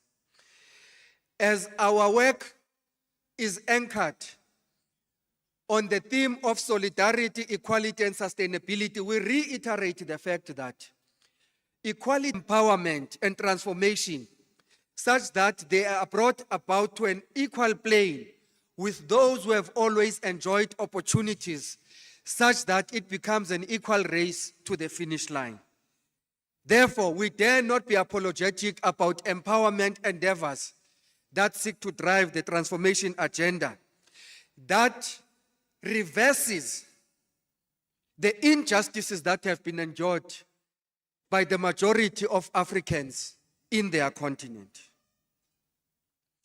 In order to yield collective ownership of the outcomes of G20, its structures and processes and outcomes should continue to promote these processes through people-to-people diplomacy, emphasizing the role of ordinary citizens and non-state actors in promoting mutual respect, cultural exchanges, and international cooperation. Ours must be a truly people-centered and driven process of meaningful engagements. At the best, we have always challenged ourselves that the focus of our deliberations and policy proposals must help us to create public value. In essence, the notion of creating public value, as championed by Mark Moore, who is a seminal figure in the field of public management in the Americas, is about creating value for citizens in placing people at the center of all development. The prerequisite for all these things we so profess to succeed is that civil society must first and foremost be organized.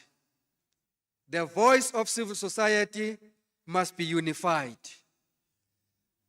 Our clarion call is that of multiple voices of civil society, but loud hailing one message. And that message is not a message that is sourced through procurement from the highest bidder. The voice and the soul of civil society is not for sale. And we further welcome the decision of our progressive government to host the G20 Social Summit on 18 to 20 November, and we will be there in numbers, which platform will give more voices and opportunities to be heard as part of the G20 processes. We want to challenge civil society that the journey is not over. We must not demobilize after this summit. The challenges ahead are even bigger. We already know that the USA, as the next host, has made it clear that they don't want anything to do with these engagement groups. They don't want anything to do with socio-economic transformation-related issues. They want to deal with issues of finance, trade as the core of what they are interested in, and anything else is not of their interest. It is therefore in our best interest as C20 to make sure that from the multiplicity of the countries where we come from, we hold our governments accountable to stay the course of the policy injunctions that we shall have agreed to as C20. It is up to us to make sure that the agenda of the American presidency continues with some of the themes that we have articulated in our policy packs. We want to make it clear that we are very proud of our government. We are not enemies with our government, but equally we are not in the pockets of our government. When we say that, we are making a statement that we have all agreed on, that don't judge us for who we are, for what we may have, but just on the strength of the ideas that we are presenting. And we are proud to say the South African government has led a highly credible, inclusive process that places people at the center of all development. Now we want to strengthen the knees of our government by making it clear that the success of our G20 does not depend on the attendance of anyone else other than President Cyril Ramaphosa. If President Cyril Ramaphosa is in the room, it is enough for us to know that he is equal to the task of rising to the challenge of defining the global agenda that the world must follow. And so the sideshows of who is coming, who is not coming, do not derail us. The substance of the issues we advocate for does not look on the color of the jacket that any leader is wearing. The substance of the issues we advocate for does not look for the direction from which the leader is coming from.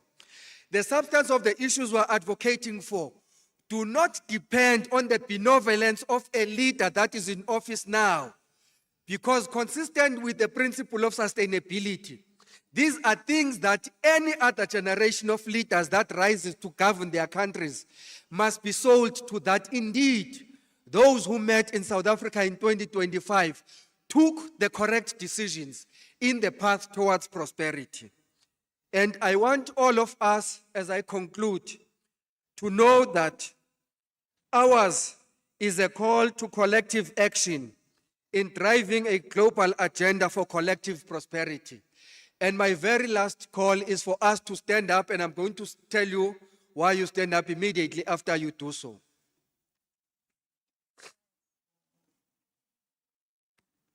Stand up. Can we give the biggest round of applause?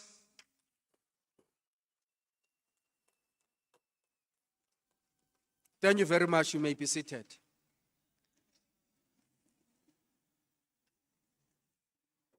We have acknowledged the astuteness of the apex leadership of C20. We have acknowledged the leadership of the facilitators of working groups. We have acknowledged the meaningful participation of all 3,000 plus civil society organizations that participated in our structures and processes. We acknowledged the partner organizations that worked with us in the Secretariat in making this work a success. The reason for the standing ovation and a big round of applause that I asked you to do is solely dedicated to our Sherpa, Mr. Mabalane Mfundisi.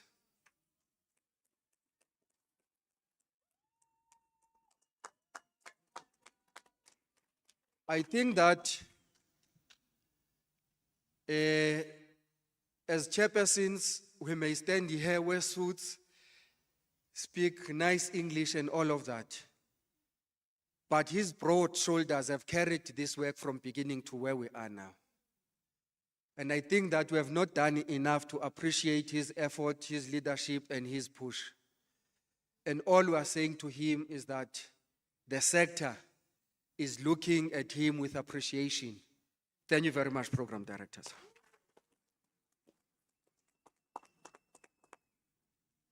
Thank you very much. And I think this will be a good moment for the Sherpa to come join us on stage, as well as the Apex leadership, so we can grab a picture with the minister.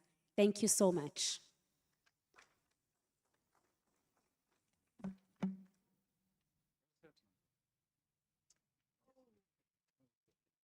A quick announcement while we set that up. Yeah?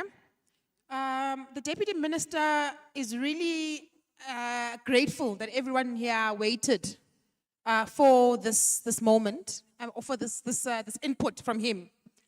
And so he's asking, or he's offering rather, that when we're done here, if groups of 10 can come to stage and join him for pictures that will be taken by DIRCO in memorial of this event. And he says he'll find a way to get these pictures back to us, but they also want to use them. So groups of 10, when we're done here, can join Deputy Minister on the stage for that photo op. Thank you.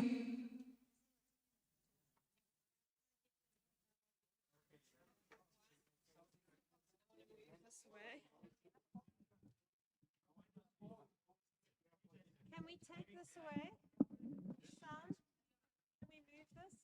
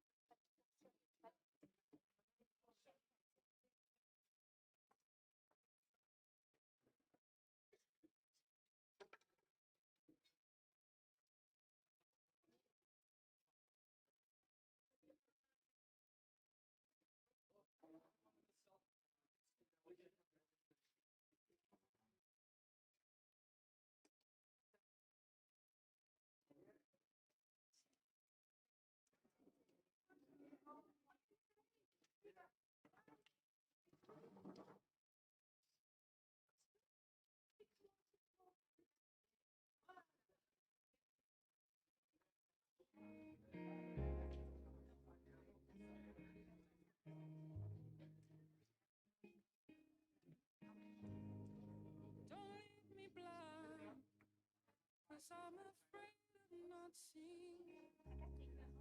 Don't leave me high. Spend the morning in a taxi. Let's pretend I could be small. And if it's all what you say, then help me change my world. I could spend my time alone. That's what you want me to do. You just gotta say do.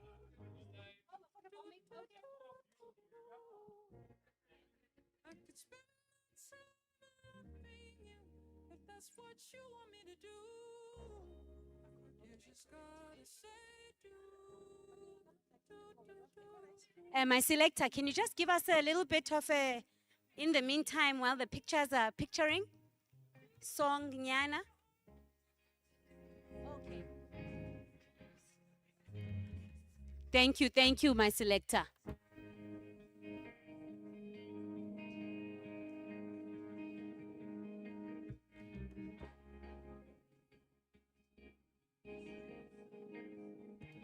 Say I'm like a dream. Wanted far from water.